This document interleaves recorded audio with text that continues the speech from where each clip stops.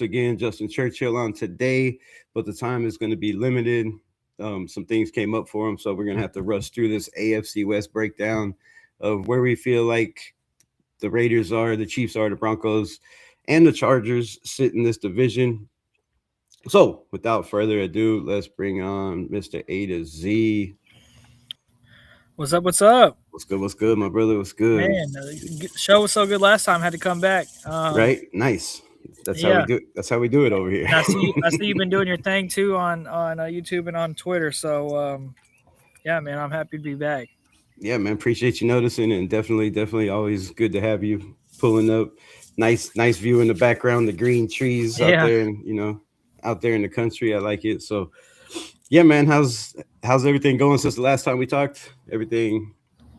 yeah, pretty good, pretty good. Obviously, it's pretty dead right now with the league. So kind of just doing what I can until we're all kind of holding on by a thread until July 23rd. So when rookies report. So yeah, I mean, it's pretty good. It's good to get a little bit of a not necessarily downtime, but a little off time. So yeah, but I'm excited, bro. Like I haven't been this. I can't even imagine how you Raider fans feel, but for me as my job, like I haven't been this excited for a season to get started in a long time. So for you guys, I can't even imagine how it feels. Like we talked about it last time, but like we say it a lot, but this time really does feel different. So it feels like it's going in a positive direction. I'm excited, bro.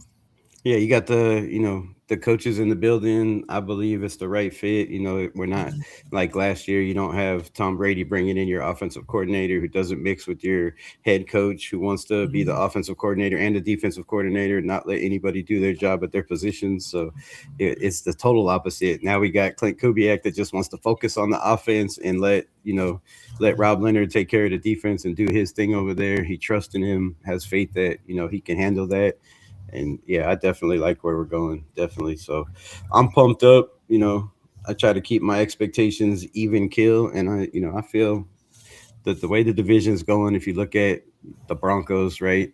Bo Nix coming off that injury, the beginning of their schedule is absolutely is absolutely treacherous, right? Like Yeah. so, they're starting out in wait, what is this? August. All right, here we go. So they start out at Kansas City, right? And then they just happen to, have a have a home game against a playoff team in the Jacksonville Jaguars, right? And then they slide over there and they got a home game against the Rams, and now you gotta deal with not the Jacksonville who had the most turnovers last year, I do believe, right? So you got a defense that's prone to creating turnovers in Jacksonville. And then you head to the Rams. You have the 49ers, the Chargers, the Seahawks, the Cardinals. They might catch a break, but then they got Kansas City and Carolina and then the Raiders. I mean, that's a Mhm. tough schedule for the Broncos. They could easily be 500 by the time they get to us or Oh, less. for sure. I mean, Like, and then you've got the Bills and the Patriots and the Chargers to finish the season. Yeah, they've got a tough schedule. Um, but last year their schedule wasn't as tough, and they won. We talked about it before we came on. They won a lot of really close games. So I mean, hey, let's see if they're really the real deal. They could have. Raiders fans are going to like to hear this. They could have been in the Super Bowl last year. yeah, So um, they're good, but like let's see how good. This schedule is going to really test them, and I do think that I do think on paper they're a better team this year than last year, but who knows what's going to happen with Bo Nix. right. Shout out to everybody in the chat, man. I see y'all. I know when we got guests on, but Greg Brewer, my guy in the building. Appreciate you. Raider Paul, first one in the building. Appreciate you, my guy. Appreciate you. Jack Gustavo was good. Faded Raider. I see y'all. See y'all. Appreciate y'all pulling up. Yeah, so that's a brutal schedule. And if you're looking at Bo Nix coming off the injury, how healthy is he going to be in the first couple games, right? Like, is he even going to be good for the season, right? Coming off an ankle injury and having surgery, it's a rough stint. It happens for every single player that tries to rush it back. I mean, you look at players Yeah. like like Greenlaw for the 49ers, right? The dude gets hurt and comes back in, plays 2 games, and he's hurt again, so it happens in the NFL a lot. And then you have a new play caller in Davis Webb, right? You have, their defense is going to carry them, and that's how they Yeah. won last. That's how they won last year. When you have a top, 10, top 5 defense in the NFL, Mm-hmm. that's what wins games. That's what wins championships. So if their defense could carry them, but man, your defense can only carry you so long, and that offense is going to get rolling. I know they went and got Waddle, Jalen Waddle Waddle. from the Dolphins, right? And they got a lot of weapons over there, but Yeah. yeah, we'll see, man. We'll see this. The AFC's, just the division alone on defense is, it's filthy. Yeah. It might be the best defensive division in football. I'm willing to put it up there as top 3 for sure. But Denver, even with this schedule, they're my favorite to either win it or be a wild card team out of the division. Like they're really good on paper. Bo Nix is already throwing at mandatory minicamp. I know Sean Payton said that they expect to have him full go at some point during training camp, and they expect him to play week 1, just like Kansas City expects Pat to play week 1, and them two are playing each other. I think that they have to kind of be the favorites with what they did last year and what they have on their roster. Adding Jalen Waddle, like I think I was doing some research because I was writing a little bit about Denver this last week with them being at mandatory minicamp, and they had the fewest receiving yards to intended air yards ratio in the league. Like they didn't convert many deep balls. Uh-huh. Adding Waddle to that it's him alone is going to completely change that. Now I don't know if they're still going to be a good offense because you still got to be able to run the ball. Bo Nix has to be healthy, all of that good stuff. Offensive line has to be good, but Denver is my pick to win the AFC West right now as things currently stand. So what was Waddle's stats last year? Do you know?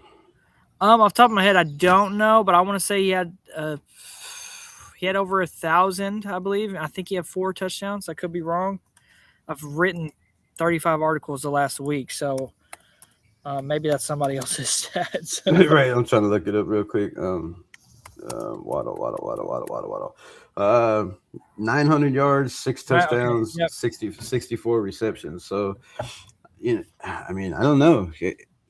Is Bo Nix a better deep ball passer than Tua? Yeah, I think so. I think he's a better quarterback than Tua. I think he's a better quarterback all around, Yeah. but I mean the deep ball, right? The targets on the deep ball, because like you said, they were the lowest team in the NFL when it comes to deep ball targets. Yeah. So, and a lot of it too. A lot of it too is not always going to be Waddle catching every pass that's deep. I think it's going to open up Cortland Sutton a lot. It's going to open up Troy Franklin a lot. And this is not. I'm not trying to sell you guys on the Broncos. No.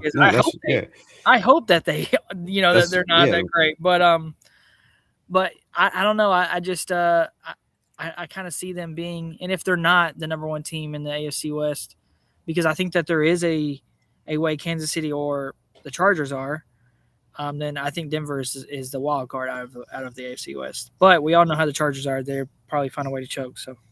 Yeah, I feel like that first 6 games for Denver is their season, right? That's the way I'm looking at it. If you come out, lose to the Chiefs, lose to the Jaguars, lose to the Rams, man, you're 0-3. And then you got the 49ers and the Chargers and Seattle defending Super Bowl champions. I think that's a very rough stretch, no matter how good your defense is, no matter how good, your quarterback or how, coming off that injury is going to be, he might be 100%, but you still have that in the back of your mind. I mean, just look at Derek Carr after he broke his leg, right? It was a total different player. So, not saying that's the case, but those injuries sometimes change players, change their mobility. Yeah, and Nix is a very mobile quarterback too. So, a lot of rollouts, a lot of bending those ankles, getting the body low on those turns, right? That's a lot of pressure on your ankles. So, and Sean Payton is a very bootleg read react type quarterback. Yes, sir. So,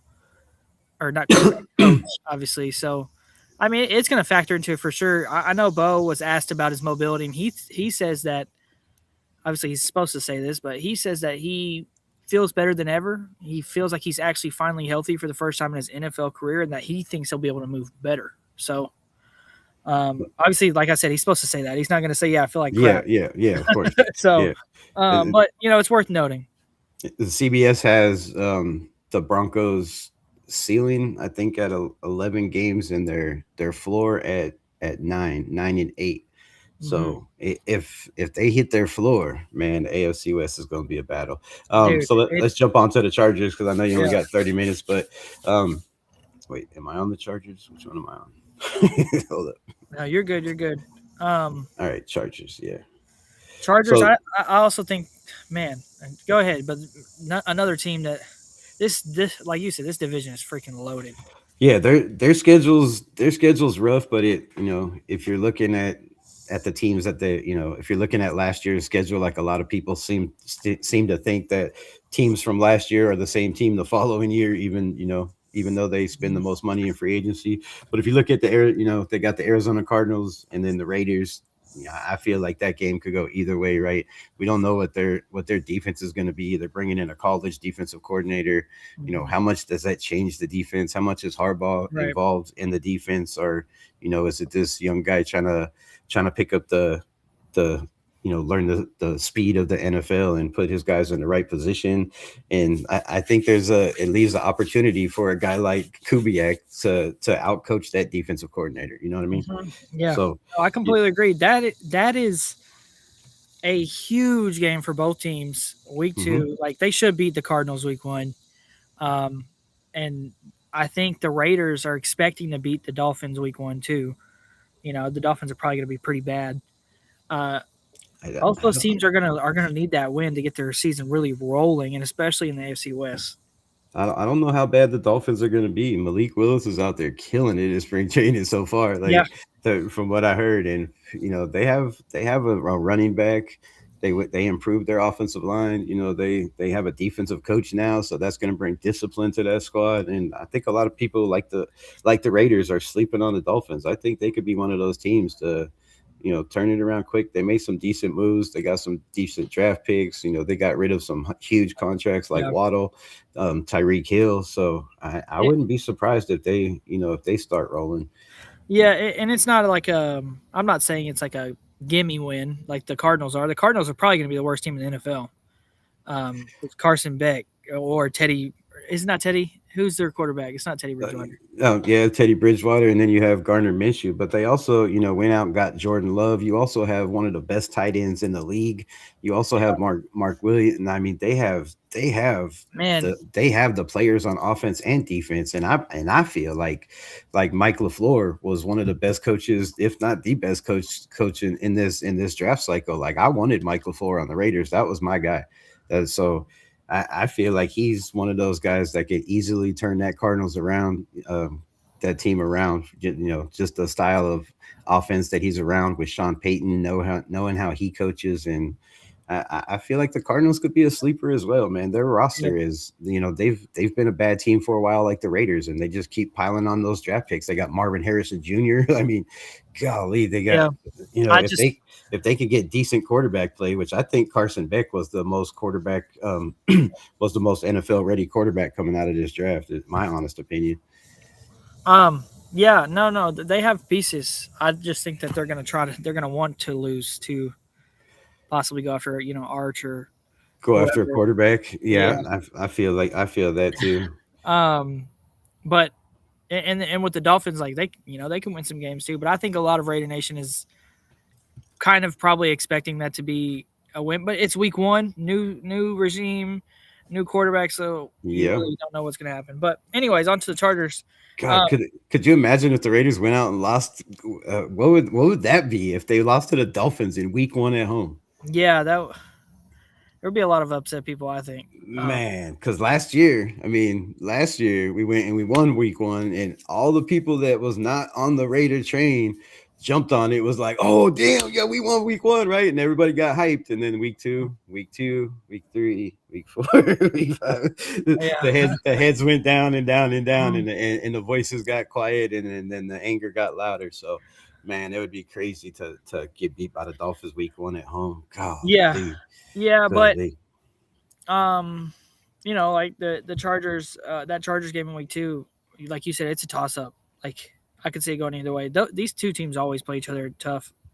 Is that in Vegas or is that in Los Angeles? It's in But at SoFi. home.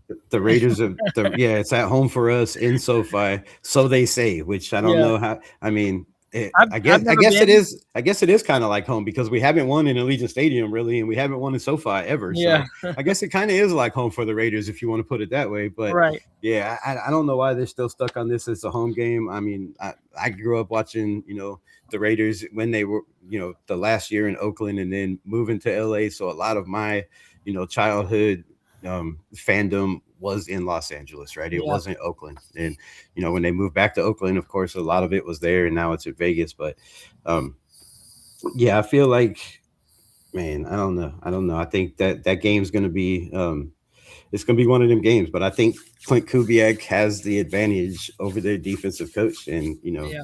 if we could just coach it up right, I think that's could possibly be a win for us. But then the Chargers got the Bills, they got the Seahawks, they got the Broncos, they got the Chiefs, they got the Rams, they got the Houston Texans, they got the Baltimore Ravens, and then they finally catch a break in November with the Jets. I mean, But then it's right back to it.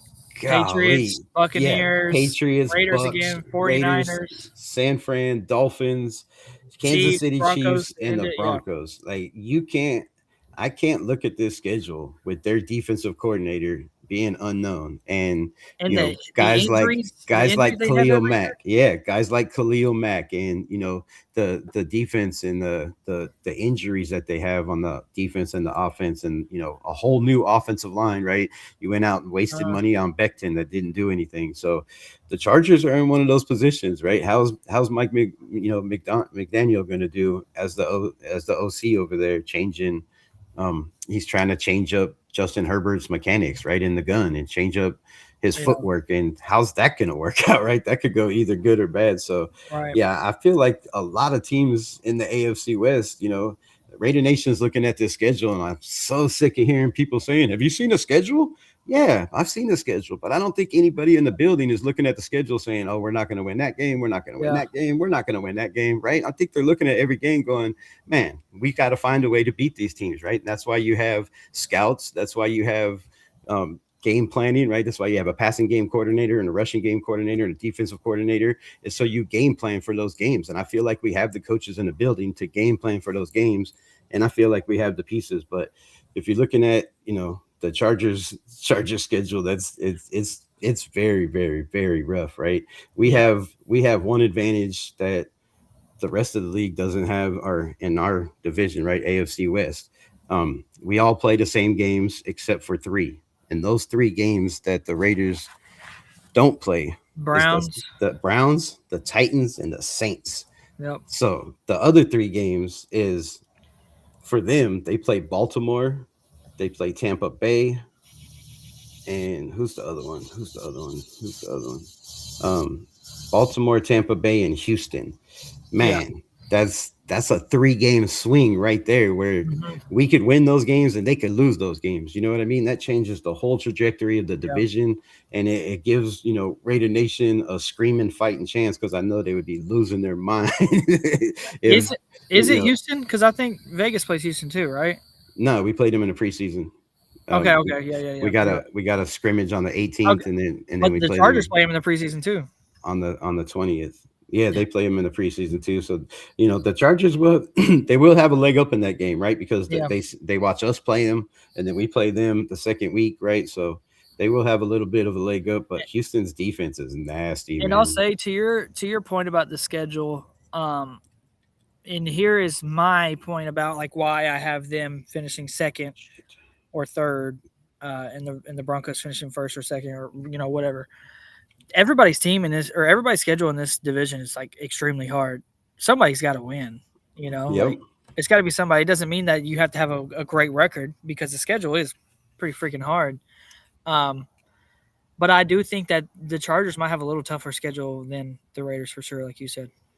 Yeah, the Chargers, the Chiefs, and the Broncos all have a way tougher schedule, and those 3 games that that we get with the Titans, the Browns, and the Saints, I think, well, maybe not the Saints, but and maybe not the Browns. You never know. Like you And never maybe know. not the Titans. You like, All three of those teams have been listed as most improved, and mhm. and they're in the top five winners of this year. Now I've seen the Raiders at number two, so and those teams are behind us, but they have a quarterback in their second year in Tyler Shuck that he could be one of them ones. I think. Um, so yeah, the Chargers, they have a lot of questions. So Raider Nation, their defense, they have questions. That schedule is absolutely brutal. I mean, there doesn't, if you're looking at the schedule going, and I haven't heard one Charger or one Denver Bronco look at their schedule and be like, oh man, we can't win this game, or this game, right? They're like, oh, this is a tough schedule, but we won a lot of close games last year. And if you look at the Chargers, right, they're pretty much even, right? They don't blow out a lot of teams. They run the ball, they play defense, play Mhm. physical, and but you're going up against some crazy offensive teams this season. Yeah, and same with the Chiefs. Chiefs got a pretty tough schedule too. Yeah, so Chiefs start out Broncos. Which way does this go so I don't mess it up? Broncos, Colts. I don't think that's too bad. We don't know what Daniel Jones is going to be. It might even be Riley Leonard to start the season over there. Yeah, We don't know. Um, that's a so night game too. That's gonna be disgusting. yeah, that's gonna be that's a Sunday night Yeah, game. Colts and Chiefs. yeah. So they got a short week there, and then they have the Dolphins. Which do they go to the Dolphins? I should have looked that up. Yeah, that's in Miami. Yeah, so I mean, dang, you got a night game, you got a short week, you got to go to Miami, and Got to then go to Vegas. you got to come to Vegas, and that with Patrick Mahomes coming off the injury, is he going to be playing? Are they going to bring him along slowly? Is it going to be Justin Fields? They have two brand new tackles on offense. Are those guys going to be better than the guys they had last year? Are they going to be able to protect Patrick Mahomes?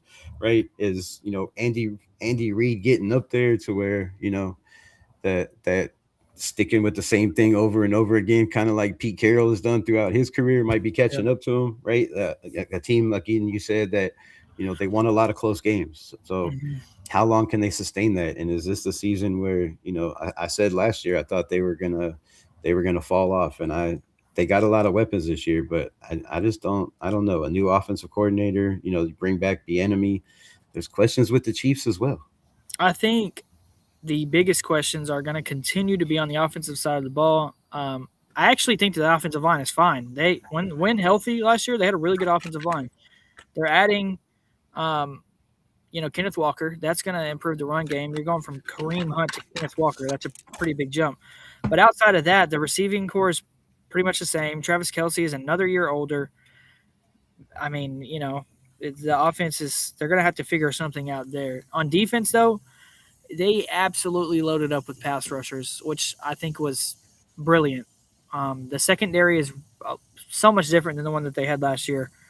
Um, so we'll see how that goes. But Yeah, uh, they brought Snead back. That's yeah, gonna help an I mean, awful lot. if he's the same guy, Yeah, if 'cause like he wasn't last year. that's no, or the that's year what before that. that's why he's back. That was one of the worst trades that they could have ever made. Like, Yeah, but his last year in Kansas City, he was one of the best cornerbacks in football. So, um, and that brings me back to, I don't mean to cut you off, but that brings me back to scheme fit, right? It's yeah, a lot of these, a lot of people want to assume that every player should be as good as he is in every scheme under every coach, and that's not the case. That's not the case. You need a coach that yeah. that schemes stuff up for you and your strengths, and And Steve it Spagnuolo definitely knows how to do that for his players. So, yes, and the Spags does for that. And you seen, Snead's production last year was not what it was when he was with the Chiefs. So in yeah, Spagnola, um, and they also have, then after us they have the Chargers, Seattle, the Broncos again. They get a little bit of break with the Jets, but they have the Falcons, the Cardinals, the Bills. I think the Chiefs' biggest problem is their bye week, yeah, right? yeah. Early buy, I think it is. Their bye week is what, week 5 or 6? It's I know it's the earliest bye week Patrick Mahomes has ever had. I seen ESPN posted something about that when the schedule came out. Yeah, I hate early buys. I don't know if that's good or not for him because he might be pretty rusty to start out. Um, but the early buy is usually not very good, and it's not very beneficial for you. especially coming off an injury, like a season-ending injury, where it was an an ACL. It's not like it's just something small, right? It's a knee Yeah, injury that a lot of people didn't even expect him to be back until halfway through the season, and now they're rushing it, and he's saying he's ready to go, and just because he's got that dog mentality, that I think that could be a problem as well, right? Um, Rushing it back, but where that bye week hits for the Kansas City Chiefs, that's filthy for them because they have a pretty tough schedule to start. When you see you have the Colts on Thursday night, then you fly to Miami, right, and then then you have to come to Vegas 2 weeks later, and then you got one more game, I do believe, and then a bye week, and then you got a whole entire season with a quarterback coming off an injury with a aging Travis Kelsey, right? That you're gonna have to play teams like the Bills and the Broncos and the Chargers and the Raiders and Bengals. the Rams and the Bengals. I mean, that's to me, Yeah, that's rough, bro. that's yeah. that's rough. It's gonna be tough for the Chargers, the 49ers. So the teams that they don't play, that we don't play, is the Bengals, Falcons. Or no, they play. Falcons. I Yeah, don't we remember. don't play the Falcons. Yeah, so Bengals, Falcons, Yeah, and I'm trying to find the other one. Colts. So they got the Colts, Falcons, and the Bengals to our Saints, Titans, Browns. That's a 3 game stretch right there that I think the way their season hits, coming off that bye week super early, I think, man, I feel like that's going to be a big problem for the Chiefs. It's something they're going to have to deal with that they haven't dealt with in a long time. yeah.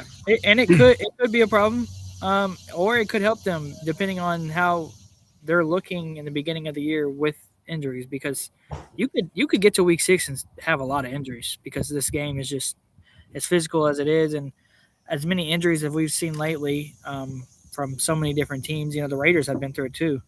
Like that week 6 bye could be good for them, and then they could get right, or it could be like you said, really bad. So I want to ask you, where do you have them finishing within the division? That's not necessarily the record, um, but like, could you see a way where this team still finishes as a playoff team? Because I can still see them as a playoff team, but like barely making it. The Chiefs are the The Chiefs, yes.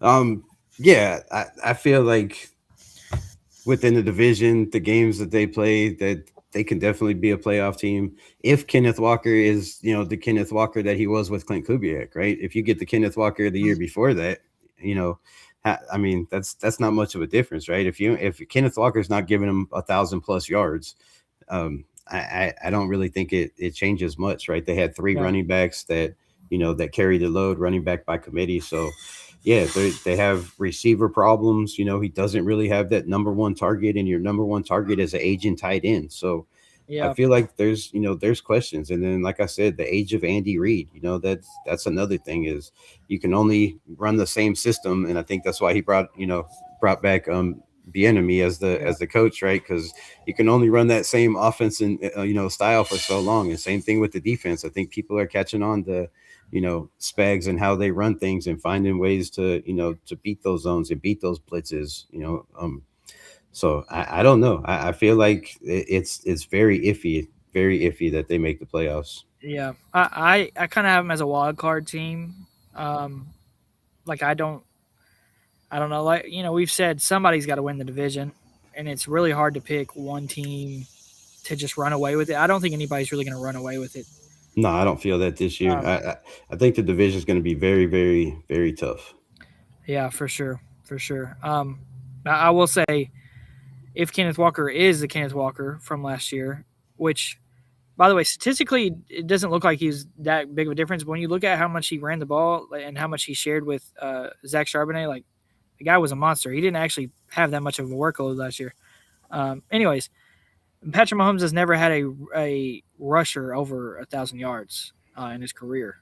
He's going into year 10, so that could be huge for him. Yeah, Uh, Not having number one receiver, or they could rely on the run game too much, and it could completely mess up their entire offense. So Well, I feel like the Chiefs offense. Yeah, no, I don't feel like. I know the Chiefs offense is better when Patrick Mahomes is moving out of the pocket, right? right, When yeah, he's on the run, and I think coming off that injury, that takes away a lot of that. How long is it till he gets that confidence back, or yeah, does he have it from day one or yeah, not? yeah. But I don't think that he's gonna complete like not be able to play that way anymore. I think it's like you said, how long until he gets because it's all like a mind yeah, thing, you know? it's all going to be mental. And well, is he coming back? Too soon because a lot of people projected the middle of the season, and Yeah, now they're saying he's coming, but he could be ready week one. So yeah, he's are you coming back too fast and rushing it? That's another problem. yeah, he's like you said, he does have that dog mentality. He's different.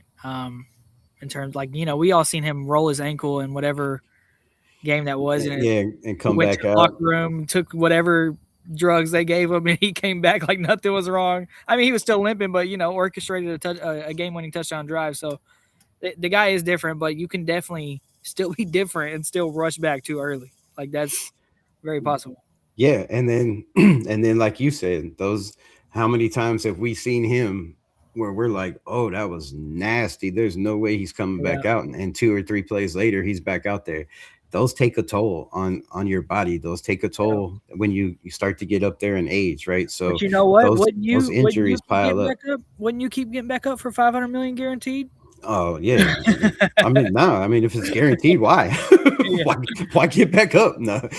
I mean, you're gonna try, but I'm sure the hell not gonna rush it. If I know yeah, my money, if I got $500 million guaranteed, and I think I can take my time and recover from my injury instead of going out there and risking being hurt and not playing at all, because that would hurt me. That would hurt me as a player. Like when I yeah. played in high school, right? I had my left knee go 90 degrees backwards and 90 degrees sideways. I tore everything in it. Dang, Shredded the cartilage, ACL, Sounds like Tyreek Hill. yeah, ACL, MCL, shattered everything, and I tried to play the next year, and it was the stupidest thing I ever did.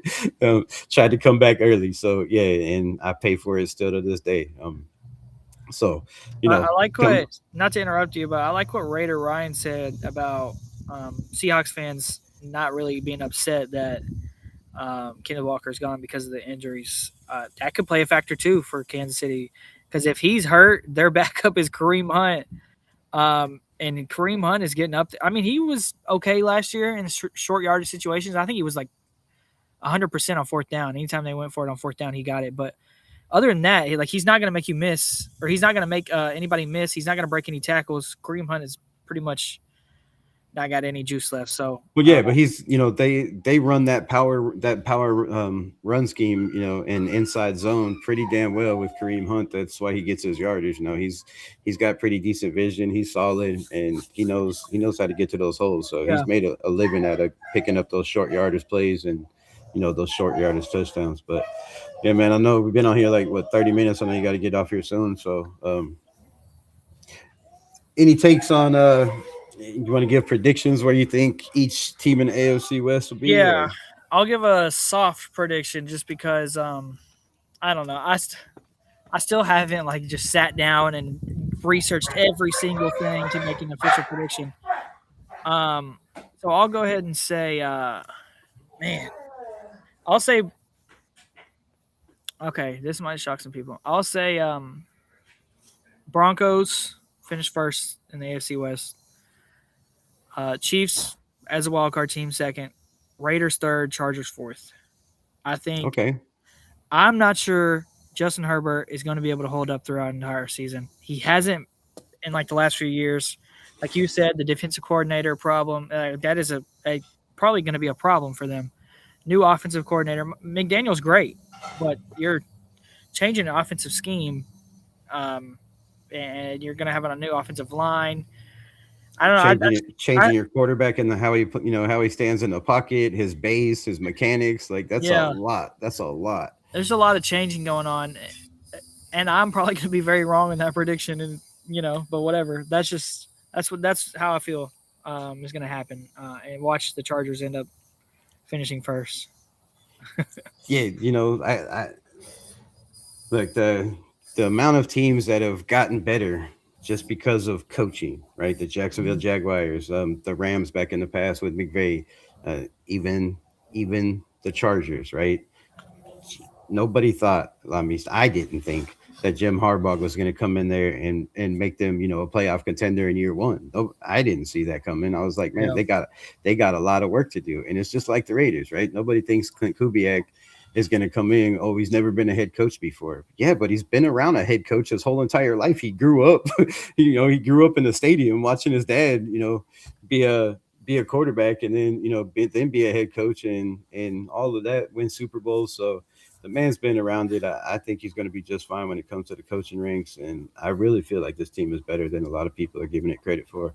Yeah. But we got to see it on the field. So, um, all right, man. So tell the people where they can find you, what you got going on, when you'll be back on the show. Yeah, I'm sure we'll set something up. But yeah, I don't really have anything going on right now. It's pretty dead.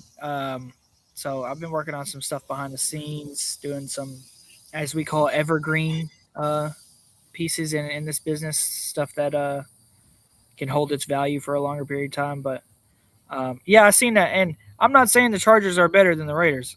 I just simply predicted that Justin Herbert won't be able to hold up throughout the entire season. So Yeah, and their I offensive also said line, it's probably very wrong, but they're they made do with their injuries on the offensive line last year that wasn't really good, and I feel like they won a couple of games that they squeezed by as well. So mhm, yeah, man, this it's the NFL, and every team changes. It's on any given Sunday, and when you yeah, look at the schedule and where they got to fly to, and all the changes and bringing two new offensive coordinator, defensive coordinator, it's a yeah. lot. It's a lot.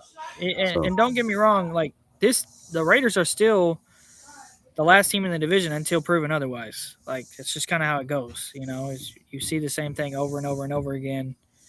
Um, you got to kind of tell it how it is. So, but I do think it's going to be very obvious going into next season that this team is not the easy slot in at the bottom of the AFC West. Like I think going into next season, could be talking about this. Yeah, could be talking about this team as a contender for the top of the AFC West. So, but yeah, I appreciate you having me on. I'm not working on nothing, but yeah, I appreciate all the people who followed me after last show. Follow me, I'll follow you back. So, right on, go show my sure. man some love. Go show my man some love. Yeah, Um, at Churchill AtoZ on Twitter. Yep. Make sure you show them some love, follow up. But yeah, man, I appreciate you. It's always always a blast having you on. Maybe next time you can stay a little longer. No. Yeah, yeah, yeah. but I but So we had, just like a little background. We had scheduled this, and then my wife was like, "Oh, remember we're supposed to go see Toy Story 5 with the kids." So oh well, man, yeah, yeah, it's Father's Day was got yesterday, man. Take yeah, your got to do kids that. Got out, to do that. get And I'm out kind of there. I excited. I already kept you 7 minutes too long, man. Toy Story 5 is I've heard it's pretty sad, and it's the last of the Ah, bunch. so you So have to take the kids to a sad movie that yeah, might yeah, ruin them for life, bro. You might want to pick a better one. I'm yeah. just But saying. no, I appreciate it. I appreciate everybody in the chat, man. Yeah, man. Happy Father's Day to you. Take the kids Yeah, out. Have you a you blast. too, bro. Appreciate you coming on. As always, much love, my brother. Yep. Peace. All right, yo. So get to this chat. It's just us. Yeah, McDaniel, that'd be funny, bro. That'd be absolutely funny. You never know. You never know, man. We never know. But yeah, shout out to my guy coming on when he got his family, to take to the movie. We kept him 7 minutes too long. So appreciate getting the 30 minutes that we got. And we'll still break down, man. We'll still break it down, right? The AFC. But let me get y'all's opinion. What do y'all feel? I know somebody said that's a crazy hot take and you can't expect people to respect you, but you know what? Everybody started out with hot takes, right? If you look at Ian Rappaport, if you look at all these guys that are reporters that started out, how did their career start? They made a hot take and it hit, right? They were right, and you blow up. So, if you never try, you fail, my brother. So, please don't hate on anybody's takes, right? It's just somebody giving their opinion. But I appreciate everybody in the building. We got to beat the chokers in SoFi before we say anything. Yeah. It starts out with respect, and Clint Kubiak has been preaching, you know, take care of home first, right? Home first. That he's a big believer and advocate is you win games at home, right? The more games you win at home, the more your fan base gets involved, right? And yes, you got to win games on the road, but take care of your house. And we haven't been able to do that with consistency in a long time, right? And then the other thing is you win games in your house and you get the seats to turn silver and black, not red, not blue and white, right? Not horrible orange and blue. Let's just say, right? You get the seats and the fans to be silver and black. So it all starts with SoFi. I believe this whole season, starts and maybe ends with the Chargers, right? If you beat the Chargers at home, it only takes one game to go on a run. It only takes, maybe two games if you're the Raiders, because we won last year and it didn't help the rest of the season. But it usually only takes one game, right? Great show, gentlemen. Just as always, pretty good takes, Rebel. Always with the content. Appreciate you, my brother. Appreciate you pulling up. I put that up there. I don't know. I see the Raiders coming in fourth. Sadly, it's a building process. That's fine. That's fine. And a lot of people believe that, right? It's a building process. But sometimes those building processes come together a lot faster than people aren't expecting. I mean, it's happened around the NFL multiple times, right? The last team in the NFL until proven otherwise. Number one overall pick for a season, for a reason. Yeah. The Patriots also had the third overall pick 2 years ago for a reason. Where did they end up last year with a new coach and a new offensive coordinator? Just saying, man. Just saying. It happens. It happens. Why not us? And I'm gonna keep saying that all year long, right? All season long. Why not us? It's been 43 damn years since we won anything. It's been 20 years, it's been 5 years since we made it to a playoff game, but it's been 24 years since we won a damn playoff game. Something's got to flip, man. Something's got to flip. You can't stay at the bottom forever, right? You got to go up. And I feel like we're going up, and maybe it is slowly, but maybe it's not, right? Maybe it's not. Rebel, do your shirt have Gino and Pete on it? Yeah, man. It has Gino and Pete on it. It says Gino. Gino. So, yes, it does. Lawrence in the building. What's good, my guy? Candy Angel, what's good? I see you. Dakota Miller, say that. Toy Story 5, yes. Well, oh yeah, answering the question. Yeah, they made another one. Chef in the building. What else we got? I'm working from home today. Nice. Working from home's always nice. I love working from home, but unfortunately, in my job, it's not home. It's outside in the heat. I'm all for takes, but overtaking a team with back-to-back 11-6 records when you were the worst team, a hot take is finishing 500. That might be a hot take as well. But it might not last long. Might not last long. We don't know. We do not know, right? Everything happens. We don't know injuries. Like he said, you don't know if Justin Herbert could stay healthy for a whole entire season, right? He was injured in camp last year. He had the wrist or the hand or the finger or whatever he had, last year, and he played through it, right? Is this offensive line going to hold up? He does try to run the ball a little bit more the last 2 years. Is that going to be a problem, right? Injuries happen in the NFL, and we don't know which team is going to happen to or what players we happen to. We hope it don't happen to any team or any players, but it's a thing in the NFL. And it's been a thing with the Chargers for a long, long time. They've been injury prone for a long time. And yes, they still won games, but they also still won games because 2 of their wins were a given playing the Raiders. I don't think it's a given this year, right? 2 of those wins for the Broncos was a given. They played the Raiders. I don't think it's a given this year. And same could be said for the Chiefs. Those are 2 games that could make or break whether they make the playoffs or not. You know what I mean? Like, yes, they were 11-6, but the AFC was stacked, right? So if you lose 2 games to the Raiders, now you're not in 11-6, right? Now you're 9-7. There's a big difference, or 9-5, or whatever the hell it is. 9-6, whatever. You know what I mean? Yeah, 9-6. So, just saying, just saying. 7 wins is last in the division. 7 wins would be last in the division. But is it? The Chiefs only won 6 games last year. Is 7 wins really last in the division? Could there be another team like the Chiefs that, injury bug keeps them from only winning 7 games, 6 games, right? Because we could sit here and act like, or project what this team and what every team's going to be, but we don't know.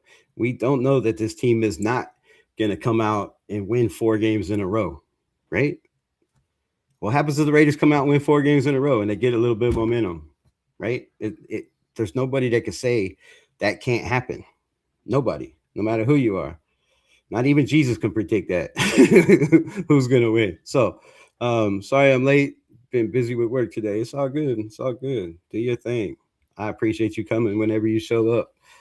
I'm getting old, my brother. I can't keep up anymore. Don't say that, Kenan. Don't say that. Don't say that. Age is a state of mind, my brother, and you are never too old to do anything you want. So, you can keep up just fine. Maybe put down them cigarettes, Jack Kenna. I got to do the same, bro. I got to do the same. I'm working on it. I cut down an awful, awful lot. Oh, what else we got? Mendoza is third on the depth chart. Cousin can't win the bowl. It's all love, but Raiders fans, Cowboys fans don't want to start acting like them. What? Oh, come on. That's fucked up, bro. Now you're going too far. Now you're calling me a Cowboys fan and shit. I'm not taking shots at you or saying anything about your takes, bro. So, why do we got to change it up and take shots at people, bro? I'm not a cowboy. I'm not acting like a cowboy. I do live in the country, so maybe I could be a cowboy. I got cowboy boots. You know what I'm saying? But yeah, man, it's all good. It's all good. You could throw shade if you want. You keep throwing shade. It's cool. Shout out to the $5 holler. That's somebody that doesn't show shade. They want to throw light on the show. So appreciate you for throwing light on the show. Raiders. I'll go back and watch the beginning to this live later when it's over. Appreciate you. Appreciate you, my brother. And appreciate you support. Thank you. Thank you. Thank you. Rebels time is coming, nation. Raiders time is coming. Rebels time is coming too. It's coming. It's coming. It's definitely coming. That's what she said. What's at Bailey Smith? What? I don't know. Oh, Bailey Smith. I see you. What's up, Bailey Smith? What else we got? Black and Mild. McDaniels is disliked in LA. Too much swagoo for hardball culture. They're gonna suck. Okay. All right. All right. Preach that truth. See, now we got some people talking some little bit of truth, right? That's a hot take too. You're gonna bark at them? I'm just saying. Just saying. Are you in LA? Because Mick, I get that 100%. McDaniels does not fit that culture, right? He's more of a East Coast Miami dude. Those skinny jeans and that shit might not work in LA. Fans might not jump on board with that. We don't know. We'll have to wait and see. But that's a good take, man. Appreciate you.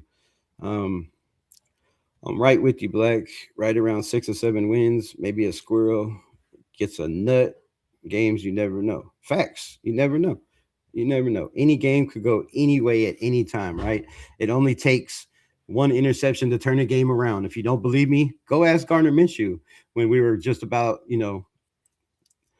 doing our thing with the Broncos, holding in there, right? About to go up, with a big score, make it 13-3. And just like that, it's, it's 10-3 the other way. All right, we're about to make it 10-3. It's 10-3 the other way. Interception on the goal line. That game ended up 34-10. Just takes one play, bro. One play. One play can change the whole trajectory of a game. One injury can change the whole outlook of a season. You don't believe me? Ask the Raiders with Max Crosby, with Colton Miller, with JPJ, right? One injury could ruin the whole thing. And we ain't pushing that on anybody, but it happens in the NFL. Raiders. Furpo in the building. Bailey Smith, what's good? What's good? Faded Raider with the $2 smacker rizzle. Appreciate you, my nizzle. Let's go, Raiders. All right, I'm trying to get through all these chats so I could talk. Appreciate everybody in the building. Shout out to the 16 people in the building. If you're on X, Kick, Facebook, or the other TikTok, hop over here to the YouTube channel. Show some love. Subscribe to the channel if you're picking up what I'm putting down. I appreciate all 20 of y'all watching, no matter where you are. Let me know where you are. Let me know in the chat. Where y'all watching from? Are you on Kick? Are you on Twitter? Are you on YouTube, Facebook, TikTok? Let me know. Let me know. Reread what I said. No shots thrown. You said don't act like a Cowboys fan. That's a shot. It's a big shot. It has happened one time in the last 10 years, but okay. What has happened one time in the last 10 years? What has happened one time in the last 10 years? Let me know. Raider Fan Nation against the world. We rated Nation against the world. I can't read today. Thank you, thank you, thank you. Well, shots at Cowboys fans thrown. Yeah.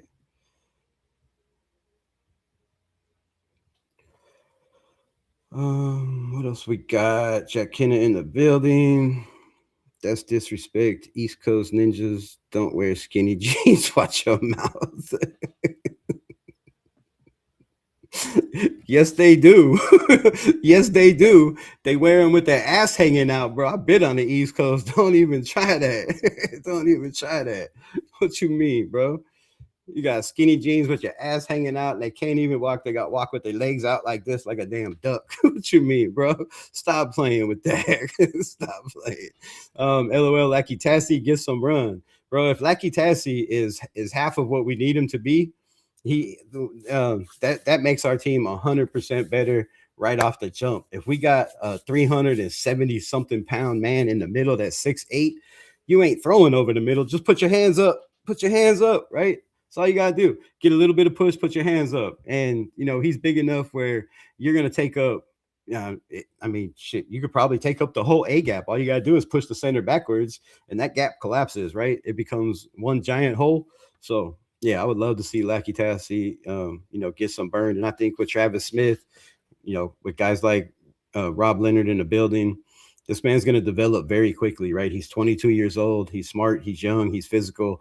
You know how to push forward, right? You played rugby. It's all about going forward. They don't go back in that sport. So get to the quarterback. You got one job to do. Just push the center into the quarterback. That's all we need you to do every play. Because if you do that, that leaves Malcolm Kuntz and Max Crosby on the edge, and Kwity Paye and Quay Walker and Nakobe Dean. And that's a nightmare for opposing offenses. I don't care who your quarterback or running back is or your coach. Sacramento, California, 916 all day. Let's go, Jack Kenna. Rebel, anyone else coming to Houston?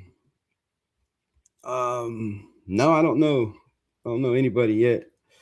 My guy Steve in the building, repping the Fighting Irish. Salute to you, my brother. Jason Ruiz, what it do? James Furpo's in a 209. Okay. I see you, James Furpo.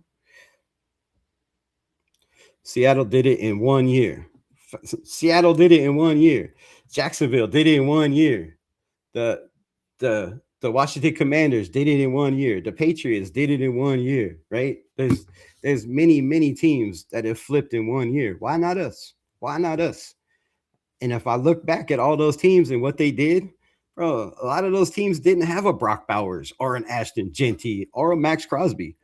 They had decent players at their positions, but they weren't Brock Bowers, Ashton Genty, or Max Crosby, right? They didn't have a Tyler Lindenbaum first round pick playing center. They didn't have a 38-year-old veteran first round pick in Colton Miller, right? A lot of these teams, find me somebody in the chat, mod somebody, please. Find me, Bush Raider, I know you got this. Find me how many teams in the NFL have 2 first-round picks on them. 2 first-round picks on their offensive line. How many teams in the NFL? I know the Raiders are one. Bush Raider in the building. What's good, my brother? Gotta get you on one of these times. West side, don't forget the love for the east side. Oh, God, no, I can't read today, bro. I gotta slow down reading. All right, West side, don't got no love for the east siders. Yeah, we know that.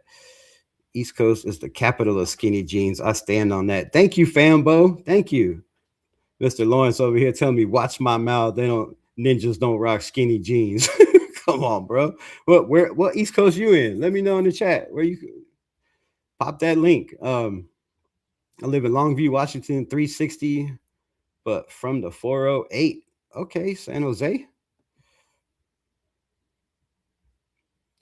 I feel you. I feel you. Ryan, my son is from San Jose State University at the moment. Shout out to Jack Kenna and your son.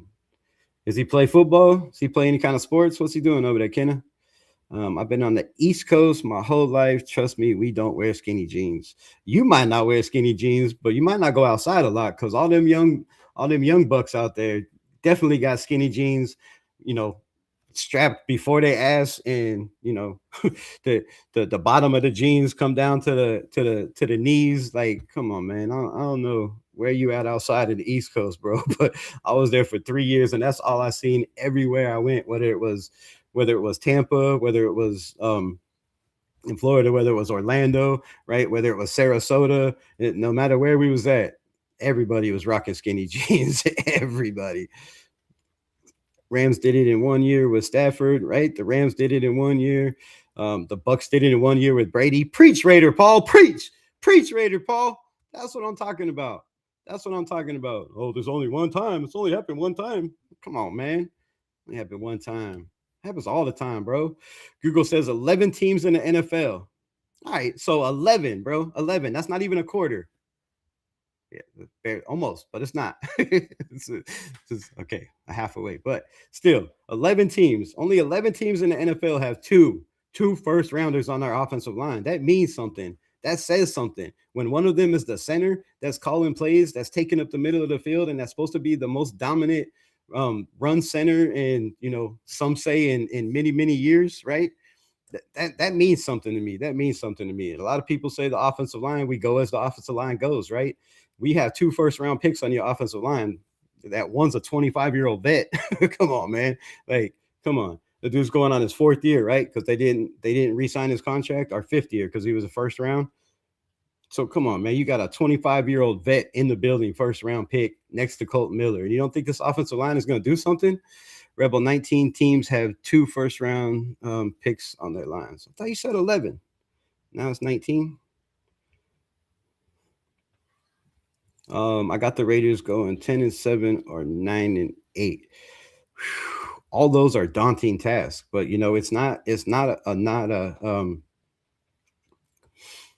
non-reality that they could win that many games. Like I said, it only takes confidence. It only takes one game to go out there and dominate, spank that ass, belts to ass, right? And then the team starts to believe more in what the coaches, what the coach is putting down. They start to believe more in the system. They start to believe more in each other. They start to believe and get confidence in the team. They start to focus on their 111 and not having to look over their shoulder and not trust the guy behind them, right? That's what changes franchises. That's what makes football teams good. Coaching. It's all about coaching, because if your leader is not a leader, nobody's going to follow, right? If your leader doesn't have something to show in his resume and his line of work, if he's not doing something in the building to show you that he's the alpha male in the building and he's the leader, nobody's going to buy in and follow. And if you don't have the locker room, you don't win games. But when teams and new coaches come in and they revamp the locker room and they change the culture instantly, teams win games. Look what they did with Antonio Pierce, right? A lot of the nation says Antonio Pierce is the worst Raiders coach of all time. I disagree. I mean, I can name a couple, but with the opportunity he had, right, with the say he had, we'll never know because he didn't get a lot of games. But what I do know is when Antonio Pierce took over midway in the season, right, the Raiders were 3-5, 3-6, right? Took over with a rookie fourth round pick. They went on a run. They ended up, 8-9. They were one game away from making the playoffs, or 2 games, I think, 2 games out, right? So it could happen. If it can happen with Antonio Pierce, why can't the Raiders go on a run right off the season with the most money spent in free agency, with Brock Bowers, with Ashton Jeanty in his second year, actually having an offensive line coach that is going to scheme up lanes and open up lanes like trucks for this man to run through? And if you can't tackle the man, I mean, like he said, why not draft a guy you can't tackle, right? So when you have guys like Ashton Jeanty, when you have Max Crosby on a mission on the other side, and then you put guys around him, veterans like Eric Stokes, like Quay Walker, like Nakobe Dean, if he even plays this year, we don't know. Twitty Pay, so Sagan Alobi, right? Defense wins ball games. The Raiders have stacked up on defense. They spend a lot of money, and they're counting on Kirk Cousins, AOC, or Mendoza, whoever it is, to go out there and not make mistakes, right? Not lose games for them. That's all we need, is our quarterback to not lose games, because in the past, our quarterback lost those games, right? Everybody talks about how bad the Raiders are and how bad the Raiders were, but were they really that bad? Bad teams don't hold the Broncos to 10 points and lose 7-10, right? Bad teams don't beat playoff teams, or come this close to beating playoff teams like the Jacksonville Jaguars, who were on the rise when we played them. Bad teams don't hang against the Houston Texans, right? Bad teams get whooped and destroyed 0-31 by the Chiefs and the Eagles, right? But bad teams, horrible bad teams, don't compete against top teams in the NFL, right? They don't. Bad teams 2 years ago, right? Don't go in there with a 4th round pick and could have won the game if it wasn't for a botched snap, or if the coach Antonio Pierce would have just kicked the damn field goal instead of trying to get another yard or two, right? See, things like that happen. This team has been in games where we could win. This team has played games with bad coaching, with bad, not all the personnel. Now, I don't want to say bad personnel, but, not the personnel we needed to win, right? So why can't this team turn it around? We're acting like this is just because our record was, 3 wins. I don't think we were a 3-win team, right? I don't think we're a 3-win team. I think quarterback play, when your quarterback throws 8 touchdowns to, 18 touchdowns and 17 interceptions, bro, nobody's winning like that. When your running back has to run the ball 20 times in the 4th quarter as a rookie in a game that you're losing, yeah, stats are going to look bad. Teams are going to look bad. So there's plenty of teams that turn it around, and it only takes one win. It only takes team to buy in to what they're putting, to what they're picking up and putting down. And I said I was going to read this article, but there's a lot of talk, right? A lot of talk. So I put a post on X today, and I said, oh my God, it's hot in here. I put a post on X today, and that post was, if you could bring back any Raider, who would it be, right? If you could bring back any Raider right now, who would it be? Would it be Tim Brown? Would it be Bo Jackson? Would it be Charles Woodson? Would it be, would it be Jim Otto? Would it be Ronnie Lott? Would it be, whoever, Jack Tatum, whoever, right? Rich Gannon, who would you bring back? So, but that led me to think about something, right? Somebody made a post, the GOAT 209 made a post on X saying that Jim Plunkett wasn't a good quarterback, right? He won Super Bowls, but he wasn't a good quarterback. He's not a Hall of Fame quarterback. And there's a lot of people that disagree, that think Jim Plunkett should be in the quarterback because he has 2 Super Bowls. But let's break this down. Now, I was going to write this as an article and do a video on it. So if somebody wants to, go ahead and steal it, that's fine. I got the video halfway out. I'll put mine out afterwards. But in 1980, right? In 1980, Jim Plunkett had already been on the team for 2 years. Jim Plunkett was a guy drafted in the 1st round by the New England Patriots. He had some injuries, bounced around, went to another team, bounced around, right? The Raiders took a chance on him, brought him over. He sat for 2 years, right? Reminds you of anybody in the building? Sat for 2 years. Then they go out and, they get a new head coach, right? They bring in the first Latino head coach in the NFL, Tom Flores. So Tom Flores in his first year, right? They need a quarterback. So the second year, they go out and sign Dan Pastrana.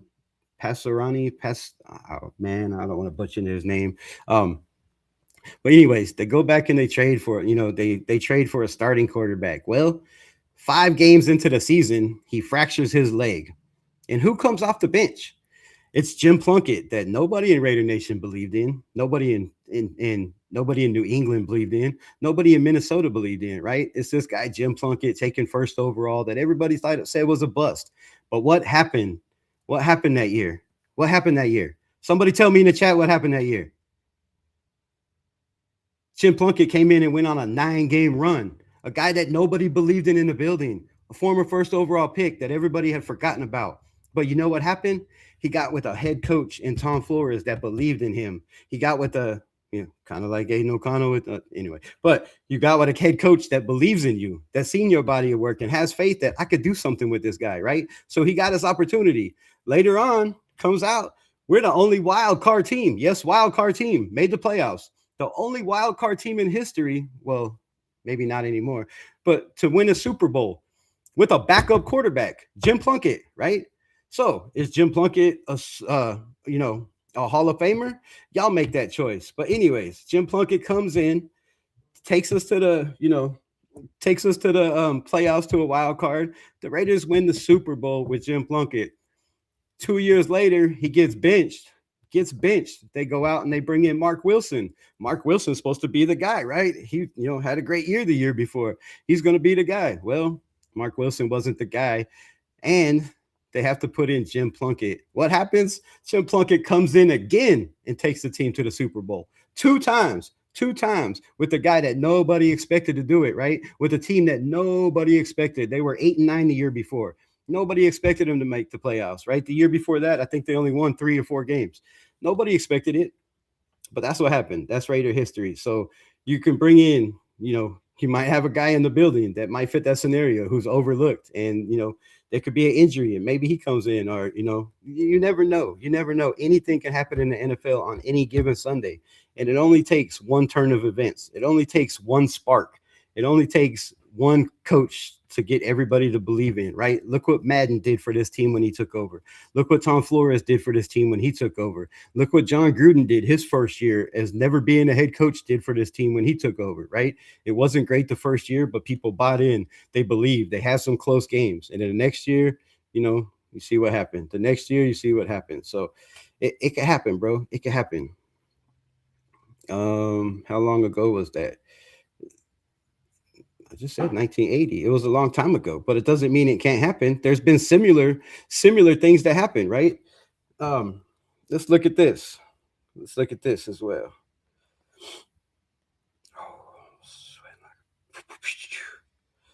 I guess I could have pulled it up on the computer as well. But I just saved this because somebody brought this to light.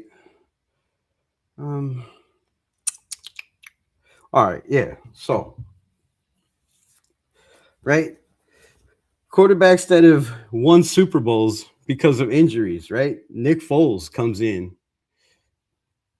because a guy, and Carson Wentz, as a rookie, comes in and takes this Washington team, right? Was it Washington? But comes in, takes a team that nobody thought was going to make it to the Super Bowl. He gets hurt. Who comes in? The backup, Nick Foles, Super Bowl MVP, right?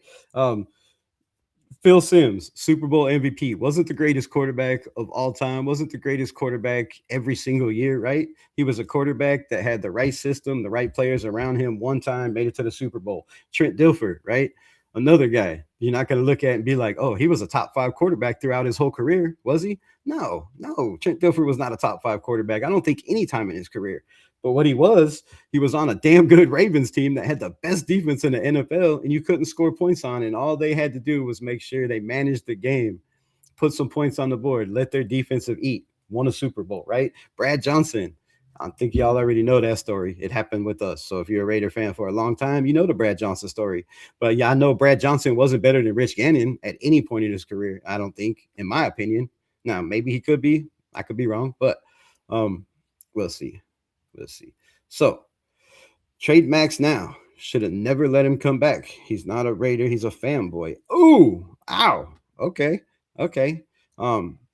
You got one of the biggest Max Crosby fans, still in here. I don't know, but you're probably gonna upset him talking about Max like that. But let me bring this up. Right?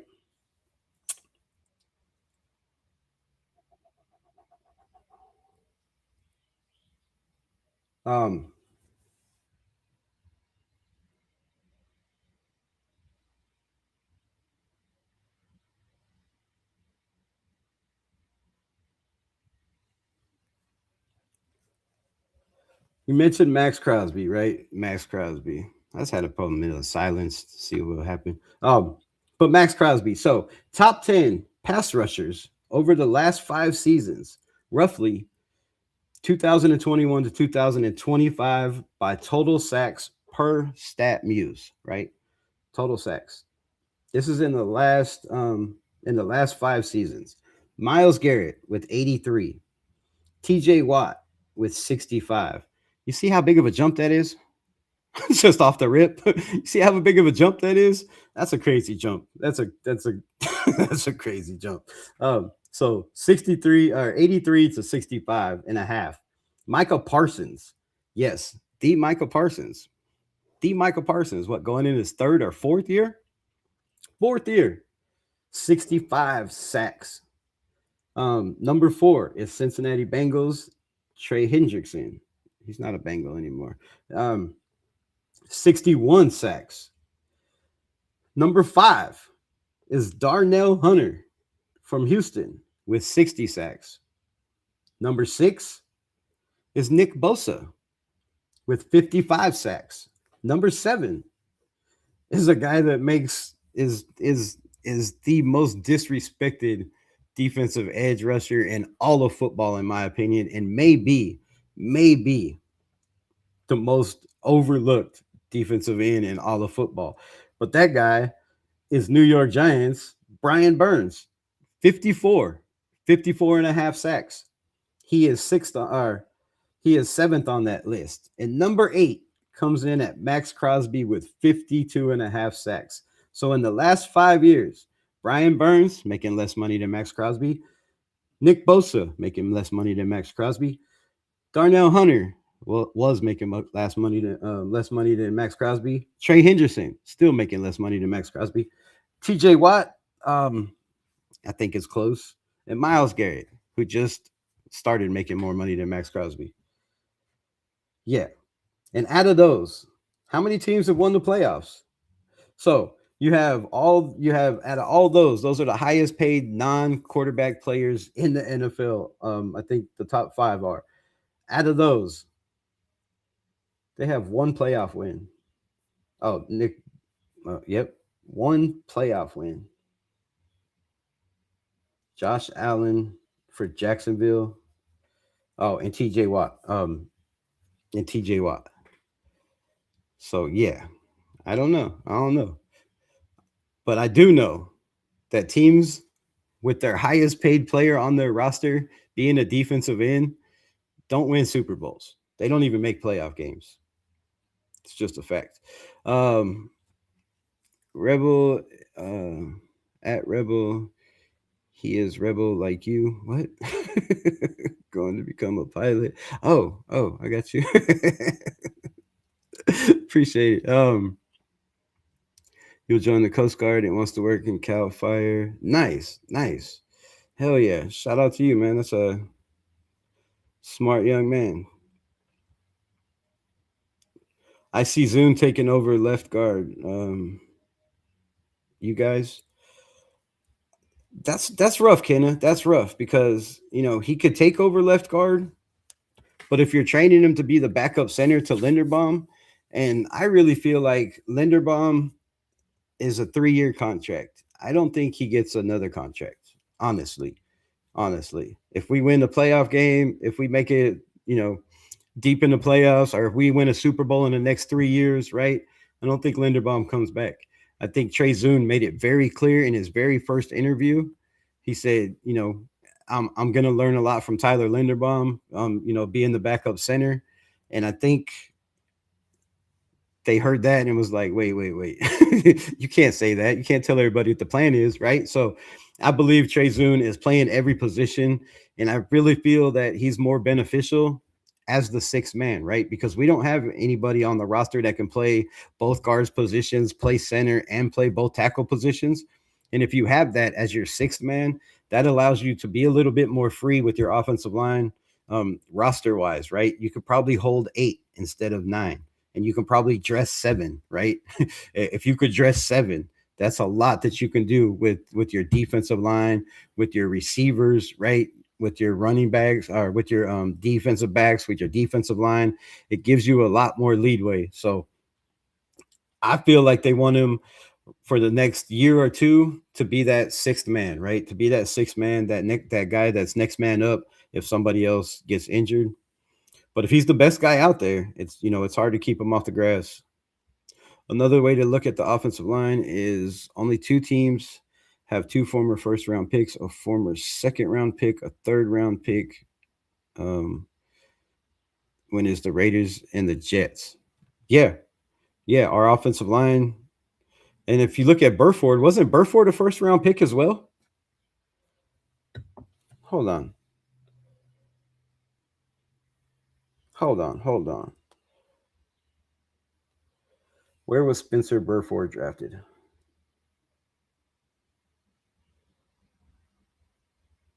Oh, fourth round. I don't know why I thought first.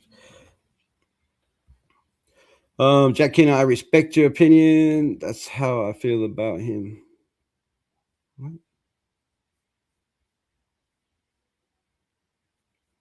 Oh, yeah, it's all good. We can agree to disagree in this chat. If you don't, then why are we here? Raiders, Miller, Linderbaum, JPJ, DJ Glaze, Jets, Olofashanu. Damn, we could have had him. Armand Mimbu. Damn, we could have had him.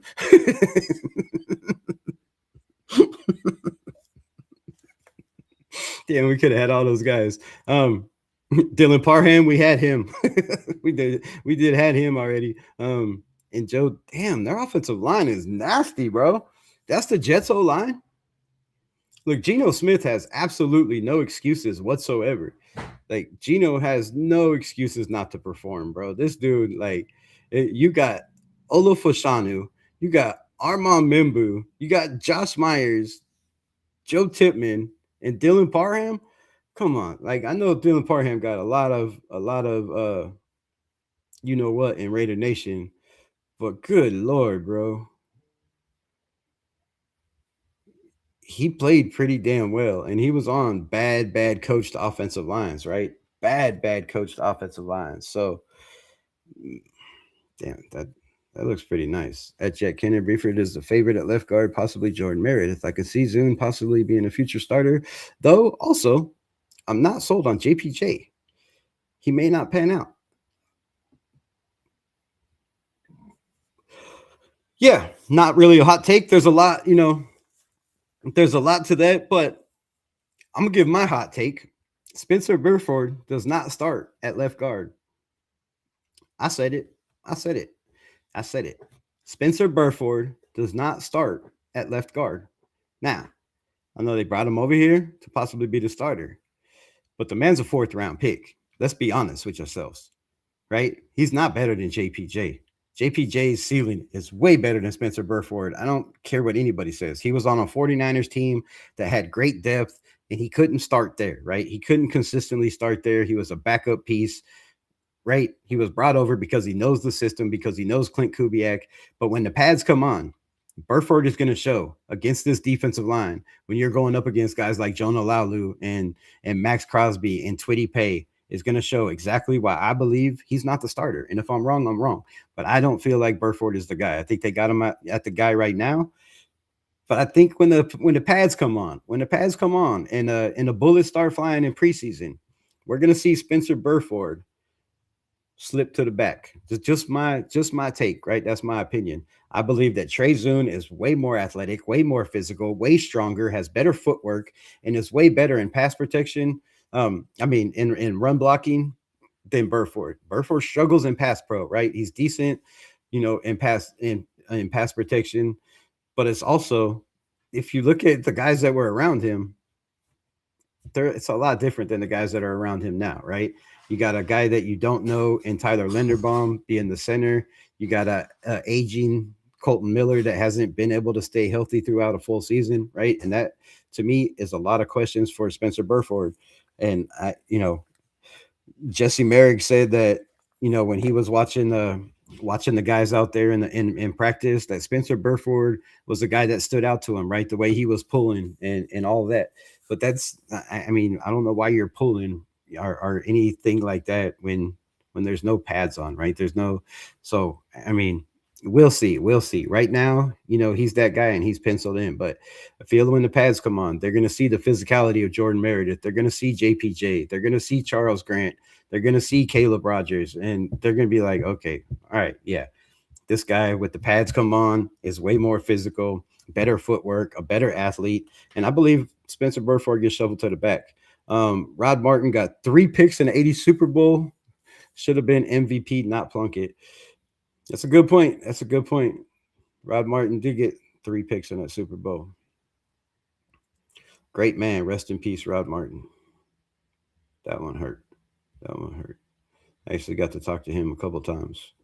I said Parham was on the Jets. I said 2 teams have 2 former first rounders, though. And that's us, man. That's us. Just been to Australia. The Kangaroos think you're gay. That's a good one. That's a good one. I wanted number 14. Man, I feel like everybody in the nation that doesn't, have Max Crosby in that situation wanted that number 14 pick for Crosby. I feel like that changed the whole board for the Las Vegas Raiders, right? As soon as he was brought back, I think that changed what they were trying to do. I really felt like they would have went out and got a receiver if they had that 14th pick, right? You could have, who was there? Wasn't I think both receivers were there by then, right? I don't know. I'll have to go back and look. But there was plenty of receivers on the board in first round. And I really, really feel like the Raiders are going to regret not listening to the nation that wanted him and not listening to me that wanted him. But man, there was a wide receiver on the board in Denzel Boston. And the man is doing nothing but being in every highlight, every media, from every pass that every quarterback makes over there in Cleveland, right? They are in love with Denzel Boston. And there's, a lot of talk about the other wide receiver that they drafted, Casey Concepcion, that, a lot of Raider Nation fans were in love with. But he seems to remind me of a little bit of a Dante Thornton. He cannot hold on to the football. It just seems to fall through the hands. I mean, perfect place balls, right? Problems, but not Denzel Boston. And I really feel like the Raiders, if this wide receiver room is not what they believe it's going to be, and it's more of what the majority of Raider Nation feel like it's going to be, and that number 2 pick, I feel like the pressure that Ashton Genty had, and we're going to get to this in a second, and I'm going to get off here, but the pressure that Ashton Genty had on him being the number 6th overall pick, which was nothing of his doing, right? He could not choose where he's picked or, where the Raiders picked him. I feel like the Raiders tried to trade back. They had nobody that wanted to trade back, right? It wasn't a great high profile draft where teams are like, I have to move up to 6 to get this player, right? Because on their board, they probably had 4 or 5 players that were, pretty close to the same in value.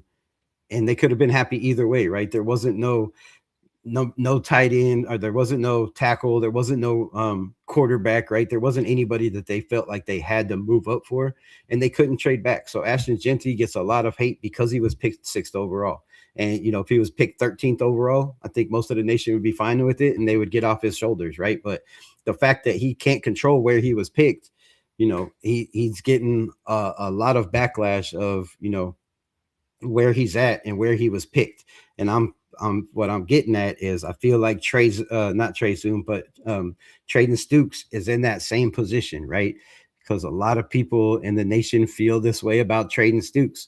Why did they trade back? Why did they draft Traden Stukes in the 2nd round, right? They could have got him in the 3rd. A lot of people are saying, I don't think that's the case. I feel like a lot of people that I've talked to and messaged back and forth said, there were a lot of teams that would have taken him in the 1st if the draft fell different ways, right? If guys got picked different ways, but it just so happened the way the draft fell that there was a lot of players still on the board at certain times that weren't projected to be there, right? And sometimes that happens and players get pushed to the back. I mean, just look at some of the players and where they were drafted, right? Denzel Boston. I mean, come on, he should have been a 1st round pick. And I believe he's going to prove every day that he's out there that, 32 or whatever teams, 35 teams passed on him. But I feel like the pressure is on trading Stooks being that second round pick, that you have to start day one and you have to go out there and shine, because Raider Nation is going to go crazy. Not, it's never going to be good enough because of where you were picked. And I think that's a downfall for, a lot of the way people look at this. Max Nee is busted. I don't know, man. We'll see. We don't know what Max Nee is. I said Parham was on the Jets, said 2 former first round picks. Yeah, I get that. Y'all can read that.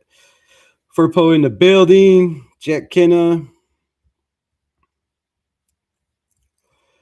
What else we got? JPJ also has concussion concerns. Yes, penalty problems, and even being the 32 interior lineman among like 90 qualifying linemen across teams.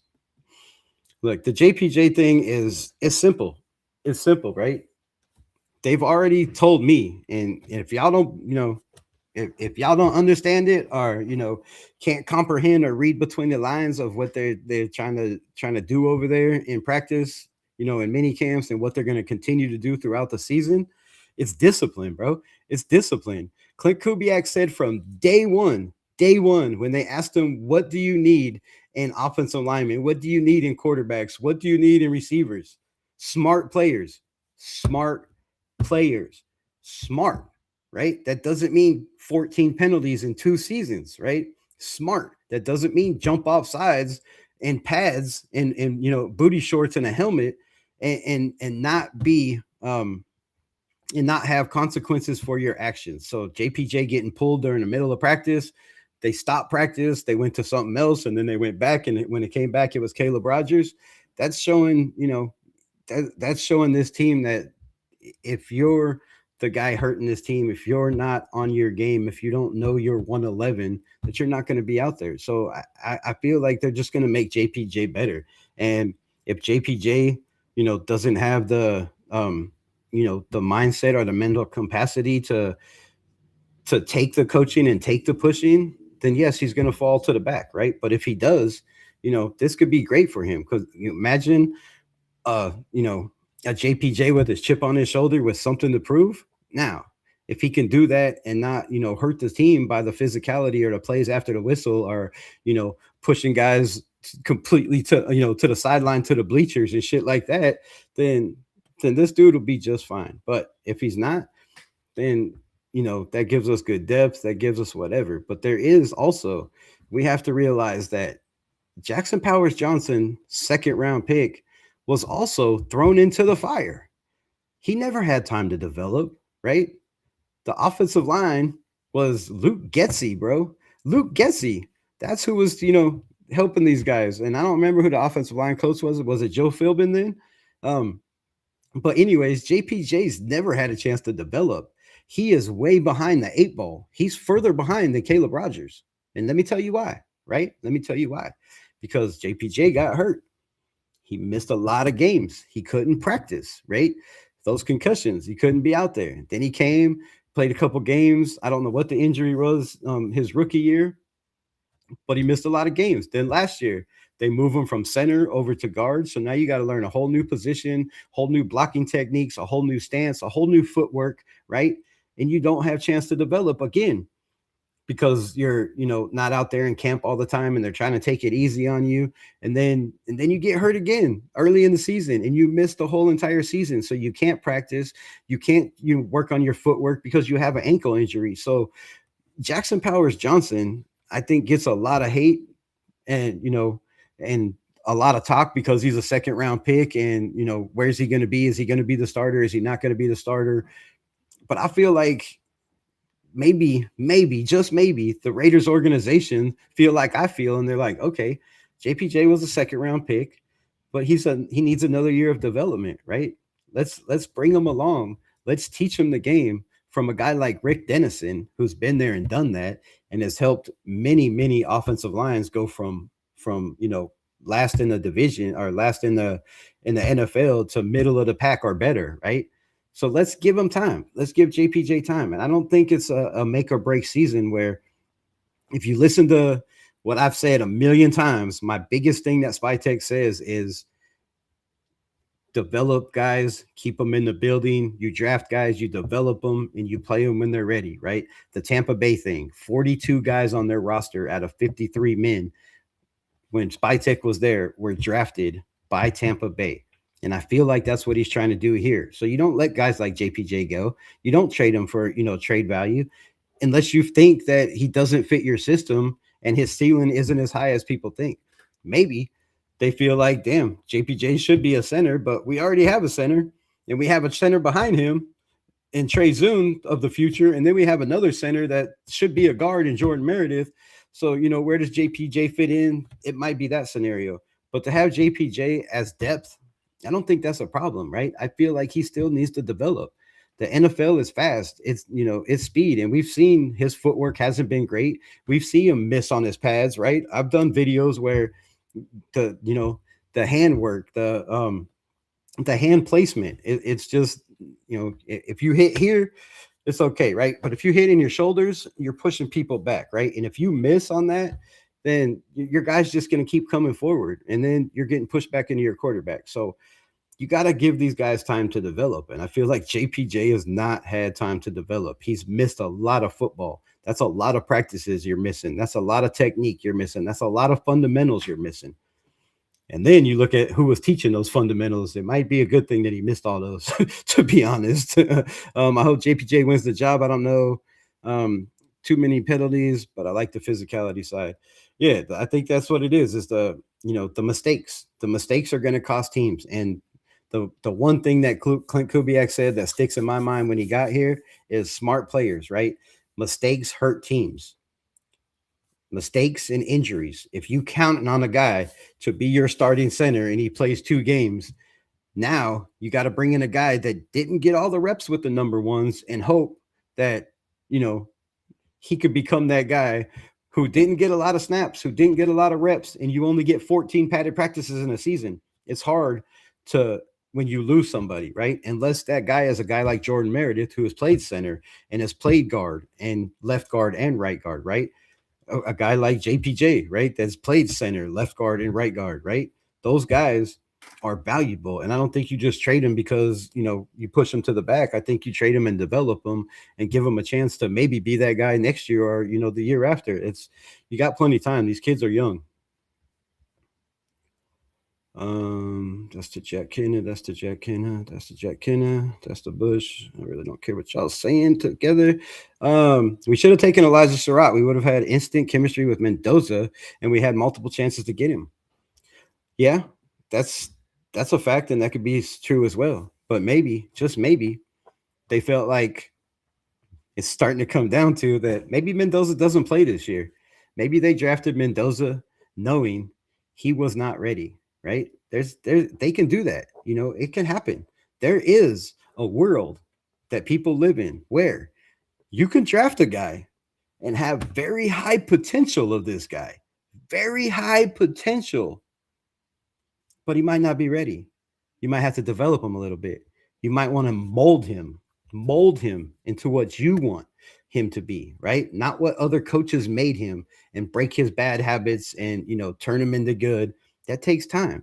So maybe there's just a world where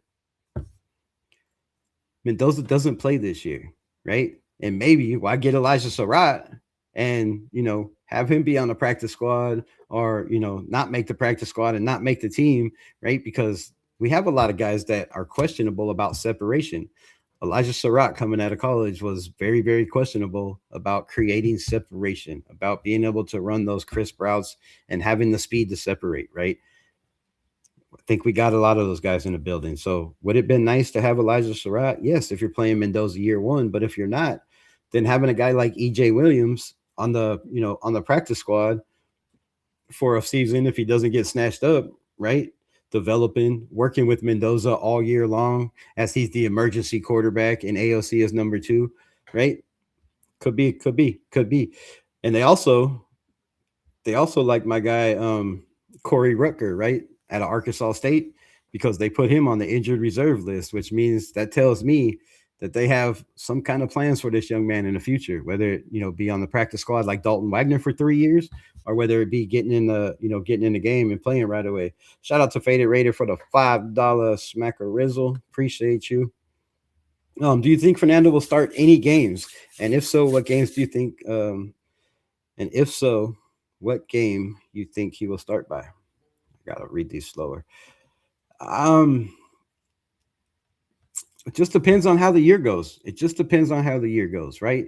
If we get into training camp and Mendoza looks like Aiden O'Connell, and not comparison, just stop with the freak out. If he looks like, okay, I won't use that. If he comes in and kills it in preseason and looks like a guy that, damn, this guy knows what he's doing. He knows where he's going with the football. He's decisive at the line of scrimmage. He knows how to change plays, right? He knows how to move guys around and put them in position to beat the defense. But you have to be able to know what the defensive sets are. And, that could be a scenario. But there could also be that scenario, like we've talked about a million times, that Tom Brady says no. No, I don't care how good he is. I don't care if he's the best quarterback. We told everybody this is a rebuild for a reason, right? They made John Spytek come out and apologize for getting rid of guys like Trayvon Moehrig, right? He said, I made a mistake this year. I let guys go in the building that I shouldn't have let guys go. And now we have to replace those guys. And I feel like he's done a good job of that. So he also came out and said, this is a rebuild. This is a rebuild. But some people take that rebuild word too drastically and feel like, okay, it's a rebuild. They're going to be ready in 5 years. They're going to be ready in 3 years.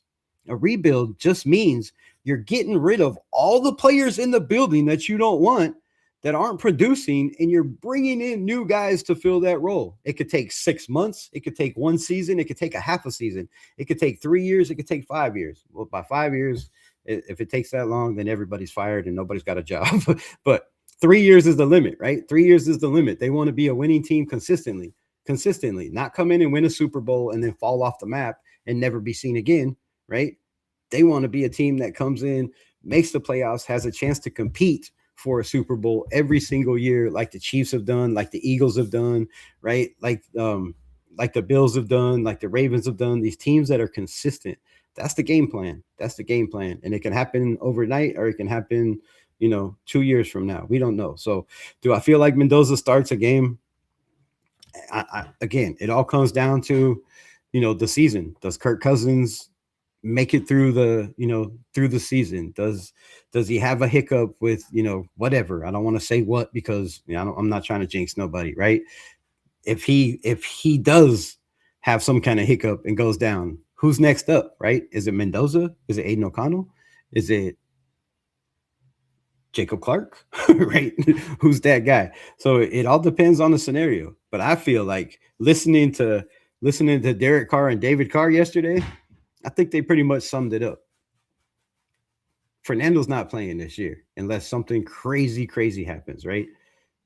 I just don't see a scenario where they put him out there. If we're winning, how do you put him out there, right? How do you take a winning quarterback out and ruin the chemistry with the team when they're all vibing? Obviously, if you're winning, you're vibing, right? So how do you take that vibe away? I don't see a scenario where you do that, right? And then if you're losing for a reason, because this team is as good as you thought it was, or because your starting quarterback got hurt and maybe this team is good. Do you really rush the rookie out there if he's not ready? Say it happens in week 4 or week 5 or week 7, right? Do you really rush the kid out there if he's not ready? So it all comes down on scenarios of the season, whether he plays or not. But I strongly feel that the Raiders don't plan on playing him this year. I'm really getting that feeling, right? If you listen to David Carr and Derek Carr, they did a FanDuel thing, and the odds were Fernando Mendoza over or under 2,350 yards, over or under. Let me know in the comments. Do you have Fernando Mendoza over or under 2,350 yards? That's around Aiden O'Connell stats, only playing 10 games. Does he have higher or lower? You let me know. Let me know. But David Carr's answer, I'll get to that. Yo, bro, no one cares. Then why are you here? You stop talking. No one's listening. 20 people in here, bro. Nobody's listening. You're here listening and commenting. So adios, muchachos. Chachos. I hope Aiden gets a chance to at least start to show his talent. We'll see, man. We'll see. Pinna's family, thanks everyone for the kind words. Husband, grandfather, multiple family members have reached out. To you and love everyone. Nice. Yeah. Shout out to you, man. Tamar, what's good? What's good, my brother? Shout out to Jack Kenna for keeping everybody tight and then close with the Robert Pinna tragedy. It's a truly loss for the nation. You got under, lower. All right, so David Carr says he got on the phone, right? He got on the phone with Mike Sullivan because he has a relationship with Mike Sullivan. So he got a little on the phone with Mike Sullivan, and they talked a little bit about Fernando Mendoza, where Fernando Mendoza's at, how they feel Mendoza's coming along, what the plan is. And he only said one thing, but he didn't say exactly what he said. He just said Derek Carr read something that somebody else had wrote about Mendoza, or that Clint Kubiak had said about Mendoza, and that Andrew Janocko said about Mendoza. And David Carr said, that's about what he said to me. But then when he asked him his over and under, his first comment was, that's a lot to do in one game. And then he was like, so go back and listen to it, right? He said, that's a lot to do, I think, in one game. He's like, oh, well, for how many games do you think he's going to play? 4 or 5? So I don't know if he let it slip or, he's just trying to be funny. Sounded like to me from what he was talking on the phone and what he heard is it's going to be the Kirk Cousins show. It's Kirk Cousins' job to lose. It's Kirk Cousins' job. So we'll see, man. We'll see. But like I said, if you're winning, it's hard to take him out, bro. And if you're losing, what is the reason you're losing? Are you losing because you had injuries on your offensive line? Are you losing because your receiving core can't create separation and doesn't have the speed? Are you losing because your defense is constantly on the field because your offense is going, 3 and out? What is the reason you're losing? I think that all has to do with whether Mendoza plays or not.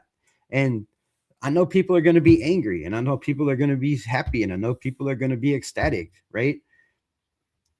If he plays, I know people are going to be both ways if he doesn't. But I feel like if the Raiders believe he's ready and he gives us the best chance to win, he's your guy. Now, I also feel cold-heartedly that he doesn't give us the best chance to win right now. And I know people are going to take that, the wrong way, and some might not ever come back. But that's fine. I stand on my business. Go back and watch my other videos. He doesn't give us the best chance to win right now. He's got a lot to learn. The footwork, the timing, the rhythm, the anticipation, the pre-snap reads, the decisiveness, knowing where you're going with the football, knowing how to change arm directions, right? You can't always throw with the same. Sometimes you're going to have to, get that sidearm out, or you don't have to do no behind the back or nothing like Patty Mahomes. But sometimes you have to throw from different arm angles. I've seen them working on that. If you go back and watch some of the videos that my guy Mike Dixon, shout out to Mike Dixon, some of the guys that Vegas Sports over there has put out, and others as well. You go back and look at him, right? Look at his throws. He's throwing from different angles, right? He's rolling out and throwing on the run. So there's a lot to work on, man. There's a lot to work on. A lot of people think you can just come in, blue 52, silver, and throw the ball, right? It's not it. You have to know disguises on defense. You have to know who the mic is, right? You have to know how to figure out who the mic is, or who they're disguising as the mic is, right? There's a lot to go into it. You have to know that when you come to the line with a play in your mind and you look at that defense and you're like, this ain't gonna work. This ain't gonna work. They know exactly what we're running, right?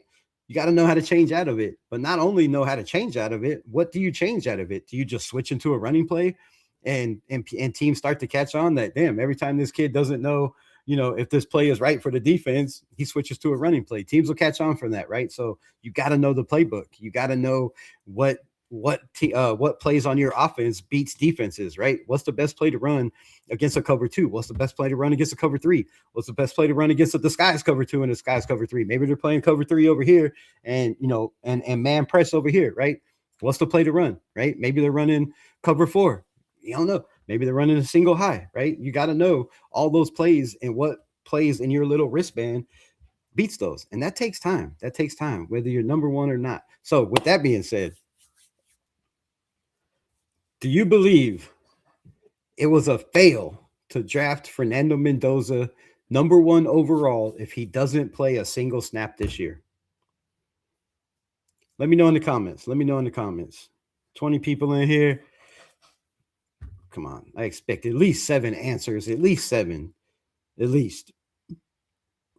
Was it a bad idea to take a quarterback number 1 overall if you don't plan on playing him at all this season? I got 2 answers to that. Raiders need Stefon Diggs and Deebo Samuels.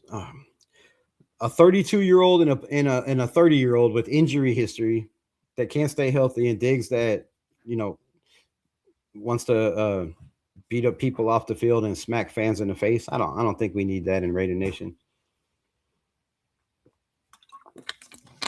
Would he help? Yes. Does he fit the culture? I don't know. Would he work well with the Clint Kubiak? I don't know. I think Diggs is got that kind of attitude that the Raiders and Spytech aren't trying to bring those guys in the building, right? They're not trying to bring that kind of culture to this building. So we'll see. Deebo, would be okay, but if the receivers after preseason aren't what we think they are, then go out and bring somebody in. If you feel like that is our, whatever, that is our one need that is going to get us over the hump, or that's the one thing we need to compete, I'm fine with that. But I would rather it be a guy like I wouldn't rather it be anybody. I want to see what we have in these receivers, man. Let these young guys play. Let's see what we got, right? Let's see where we need to develop.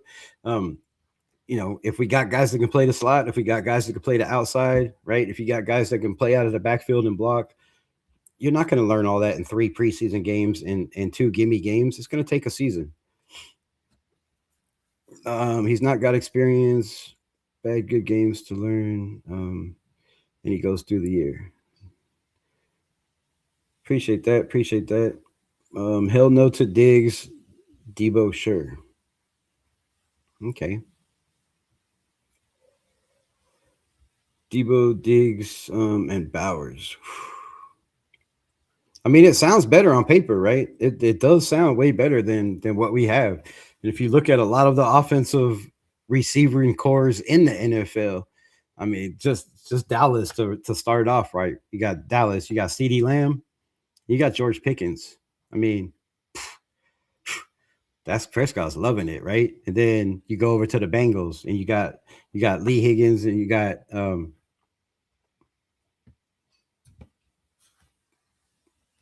hate when my mind just goes to shit. Yeah, y'all know who I'm talking about. I don't even know, but yeah. So looking at on paper, man, we definitely could use one of those receivers, but you also have to realize that JSN was not that guy that he was last year, the year before, right? A little somewhere around 700 yards with Seattle. Look what Clint Kubiak did for JSN. And why can't he do that for Trey Tucker? Why can't he do that for Jalen Naylor? Why can't he do that for Jack Best? Why can't he do that for Brock Bowers? Right? If you look at what Bobo whatever the hell his name is did over there, right? If you look at what why can't I think of anybody's name? The damn tight end over there did in Seattle, right? Cooper Kupp. Good Lord, I don't know what's going on today. I need to take some brain medicine or something. But if you look at Cooper Kupp and how he was used over there, man, you could use Jack Best like that. You could use Michael Mayer like that. You can use Brock Bowers like that, right? There's weapons. There's weapons. They're just not big name known weapons, and everybody thinks, oh well, you don't have a receiving core because I don't know the name on the back of your jersey. Sometimes it works like that in the NFL, but sometimes, just sometimes, you might get that coach that comes in, knows how to use leverage right against the defense, knows how to use guys as decoys, right? Knows how to get guys open, play guys open, scheme guys open. Makes a big difference. Salute Raider Nation. Hope we could turn things around this year. I hope so too. But we don't have to turn it around this year, right? We got plenty of time. According to everybody, right? We can win in 2029. Shit. But we have the pieces now. We have the pieces now. You know what Brock Bowers in 2029 is going to be? He's going to be 2 years older. He's going to be on his contract year, right? Ashton Genty, 2009 is going to be 3 years older. 3 years older. I'm thinking 2, right? The running back life expectancy in the NFL, I thought was 5 years. I was corrected by Turf yesterday. It is 3 years. So that's the end of his life expectancy, for the 6th overall bust. You got players that you have to use now, right? You have to use now. Trey Tucker. I mean, how long is a 5'8", receiver going to make it in the NFL, taking shots over the middle or being that X guy on the outside, right?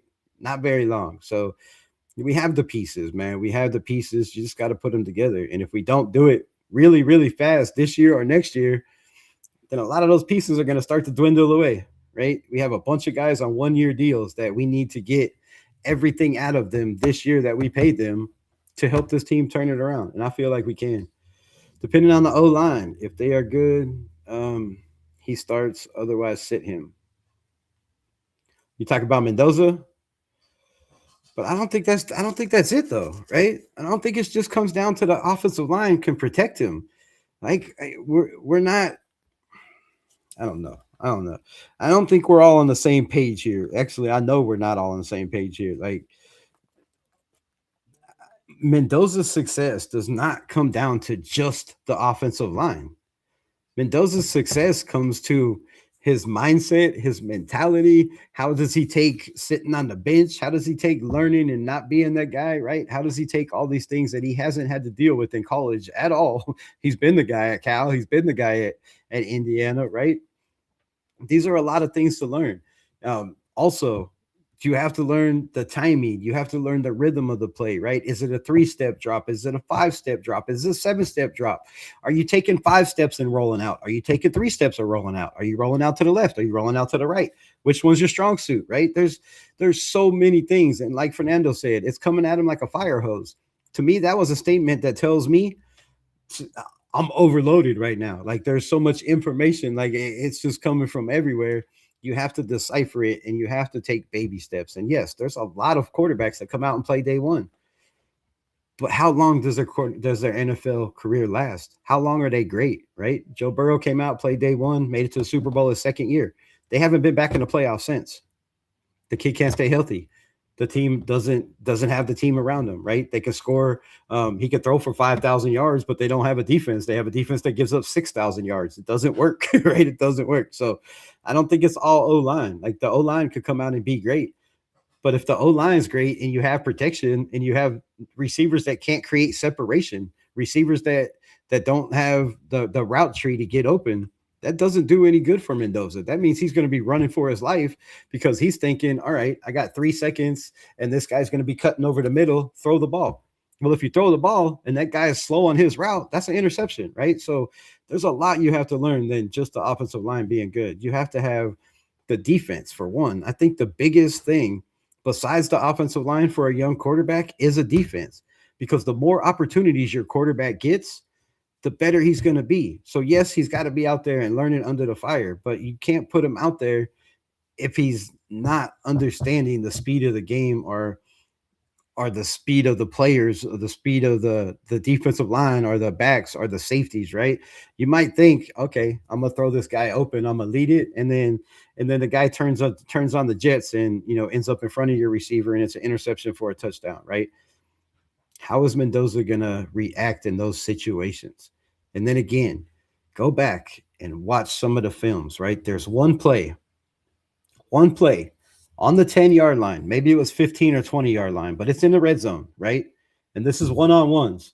Mendoza is supposed to throw a little fade route to the back of the end zone.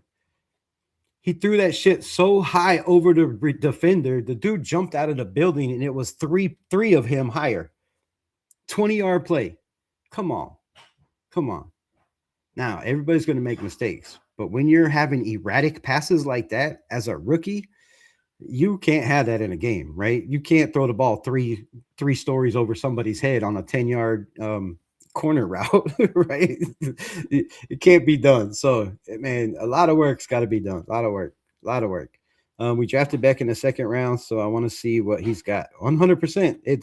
It's put up or shut up for him, right? He can't be a guy like DeCamarion Richardson that's been on the roster 3 years and hasn't got any burn and hasn't, taken that next step or even showed enough in practice that he deserves a chance, right? You can't be like, right, Jackson Powers Johnson taken in the second round that can't stay healthy and can't stay on the grass, right?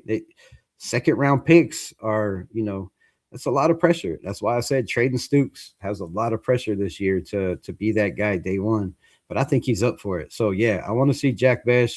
We all know the coaching staff last year did not play him as much as he needed to.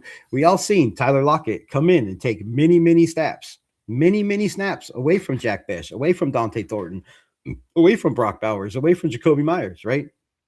There was no reason they needed to bring in Tyler Lockett last year. There was no reason whatsoever.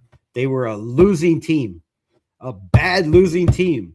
And you went out and got a flipping receiver to help Geno Smith. This is what I mean by Pete Carroll all last year did everything in his power to make Geno look great and didn't give a shit about the Las Vegas Raiders. He did not care about this team win record or losing record because he thought he had job security and he was coming back next year. He was more focused on Geno's success because he paid him $32 million, $71 million over 3 years to be the quarterback. And it was a failure, a big failure. So he couldn't eat it and say, okay, let's put in Kenny Pickett or let's put in Aiden O'Connell. No, you made your bed and you have to lie with it. You sold the organization and you sold the brasses to be and Tom Brady and Mark Davis and John Spytek. You sold them that you could win now with Geno Smith. And it was a drastic failure. So Jack Bech, man, Jack Bech has to play, bro. He has to play. Like Tyler Lockett was. I want to cry sometimes. Like justifying bringing in a guy like Tyler Lockett that was cut from the Tennessee Titans, one of the worst teams in the NFL. How do you justify that as a head coach with 40 plus years experience? It just didn't make sense. And you have a guy like Jack Bech that out of 29 targets, he caught 20 of them. And I believe like 14 of them or 13 of them were first downs. And a lot of them were 10 yards or more. And you just keep throwing to Tyler Lockett. Made no sense. And you bring in a guy like Alex Kappa, and you won't play Caleb Rogers. And you bring in a guy like Stone Forsythe from Seattle, and you won't play Charles Grant. And you bring in guys like Jamal Adams and Devin White, and you won't play Tommy Eichenberg, and you won't play Cody Lindenberg, and you will not give these guys any opportunity when we're getting beat 0-31. 0-31. So let's hope Jack Bech could get some burn. All that was a little bit of rant about how the players didn't play. Tonka Hemingway, JJ Pegues. I mean, God, our draft last year, I was super excited. I was like, this is a draft, bro. Finally, we got some players, right? We got some offensive linemen. We got some defensive linemen. I was super, super high on Tonka Hemingway with his size, under 300 pounds, strong, physical. we didn't see him. What, 5 games? Oh, he played in 9 games. That's right. Played in 9 games, but he had 5 sacks within 4 games. So got to get these players on the field, man. Got to get these players. Let's beat the Niners this year. Yee yee. I would love that. I'm sure Raider Nation would love that. There would be nothing better than to go back to the Bay, back to the East Bay, right? It should be a Sunday night game. Is it a Sunday night game? I don't think they do that to us. Make it a night game. That'd be crazy. But Sunday in the East Bay.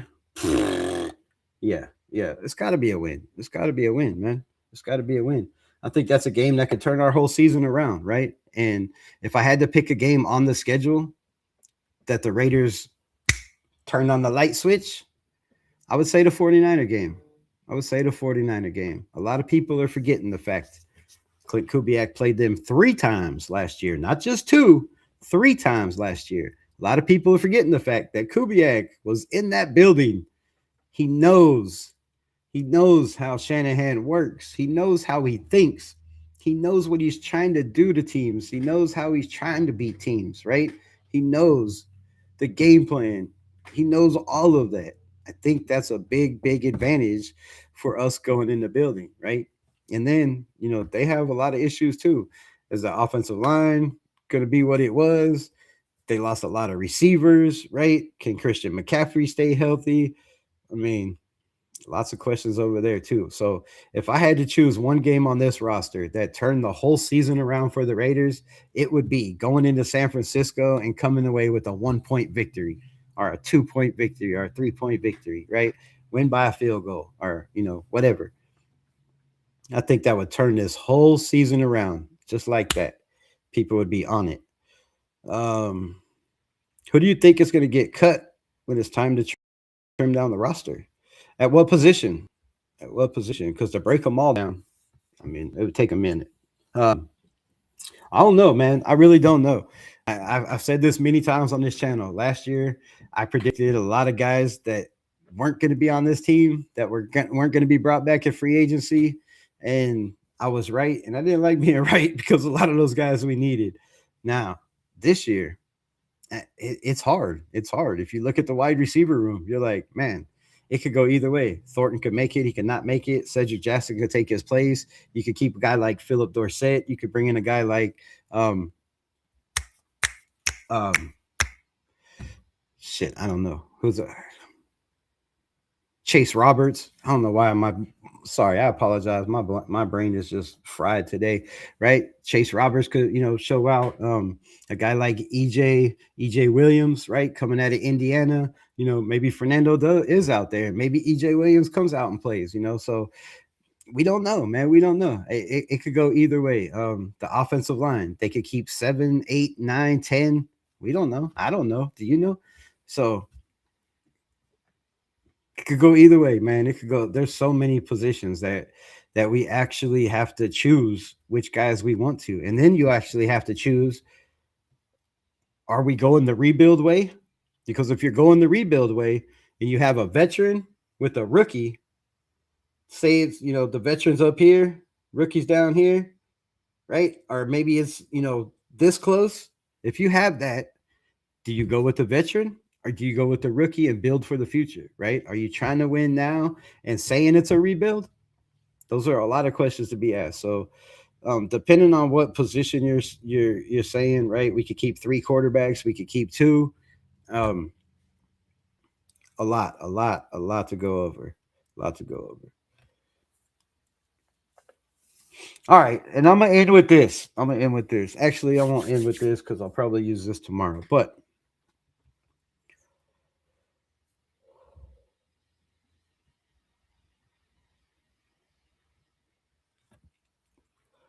so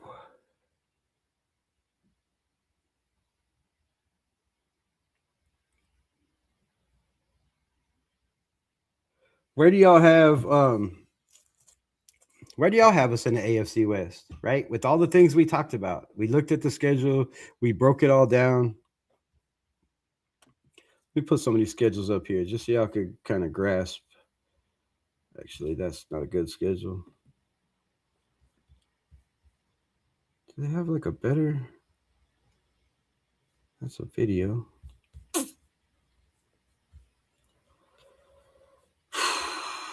They don't really have the schedule on anything where it's viewable. Oh, let's go images. There we go. Okay, that's much better. Much better. Much better.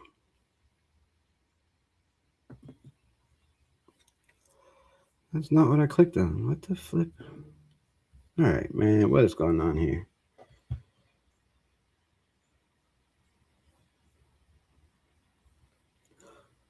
Oh, let's put on somebody else's schedule. All right, let's break this down. I like this. I like this.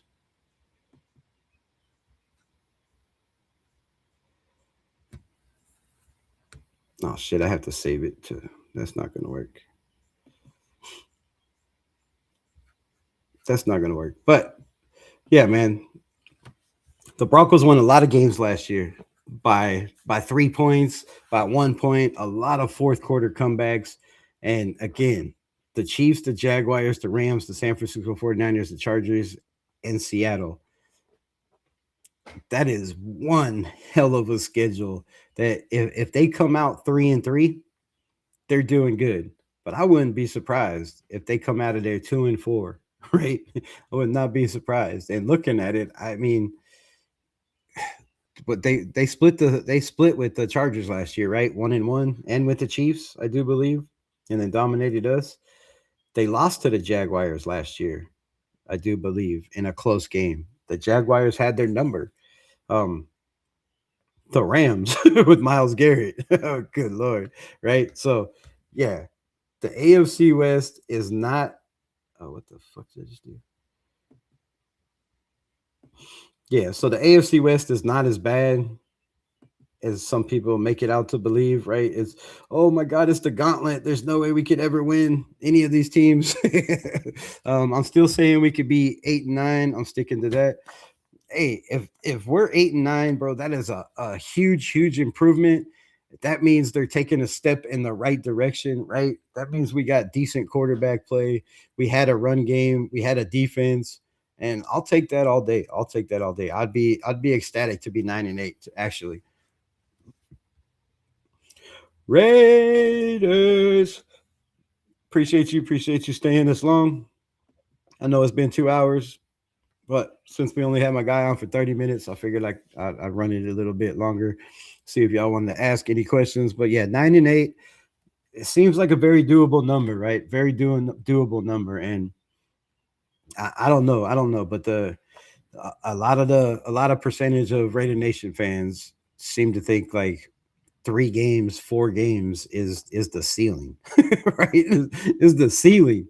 Like, oh, can't win more than 3 or 4 games. Now, if that's the case, then maybe we made the wrong decision of drafting a quarterback number 1. Maybe we made the wrong decision of bringing in Clint Kubiak and making him the guy with Andrew Janoko to maybe we made a wrong decision by bringing in Tyler Linderbaum, because the only way I see this team not winning 6 games or more is catastrophic failures, major catastrophic failures. And please God, don't let that happen. But it's been a long time, 2 hours and 7 minutes. I appreciate everybody in the building. There's still 16 of y'all. But let me ask you this question.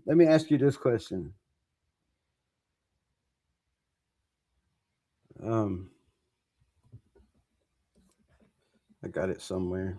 Hold on. I gotta find it first. Nope, it's not in there. All right, come on, man. What the hell did I do with it? Oh, here we go. Not that in here either.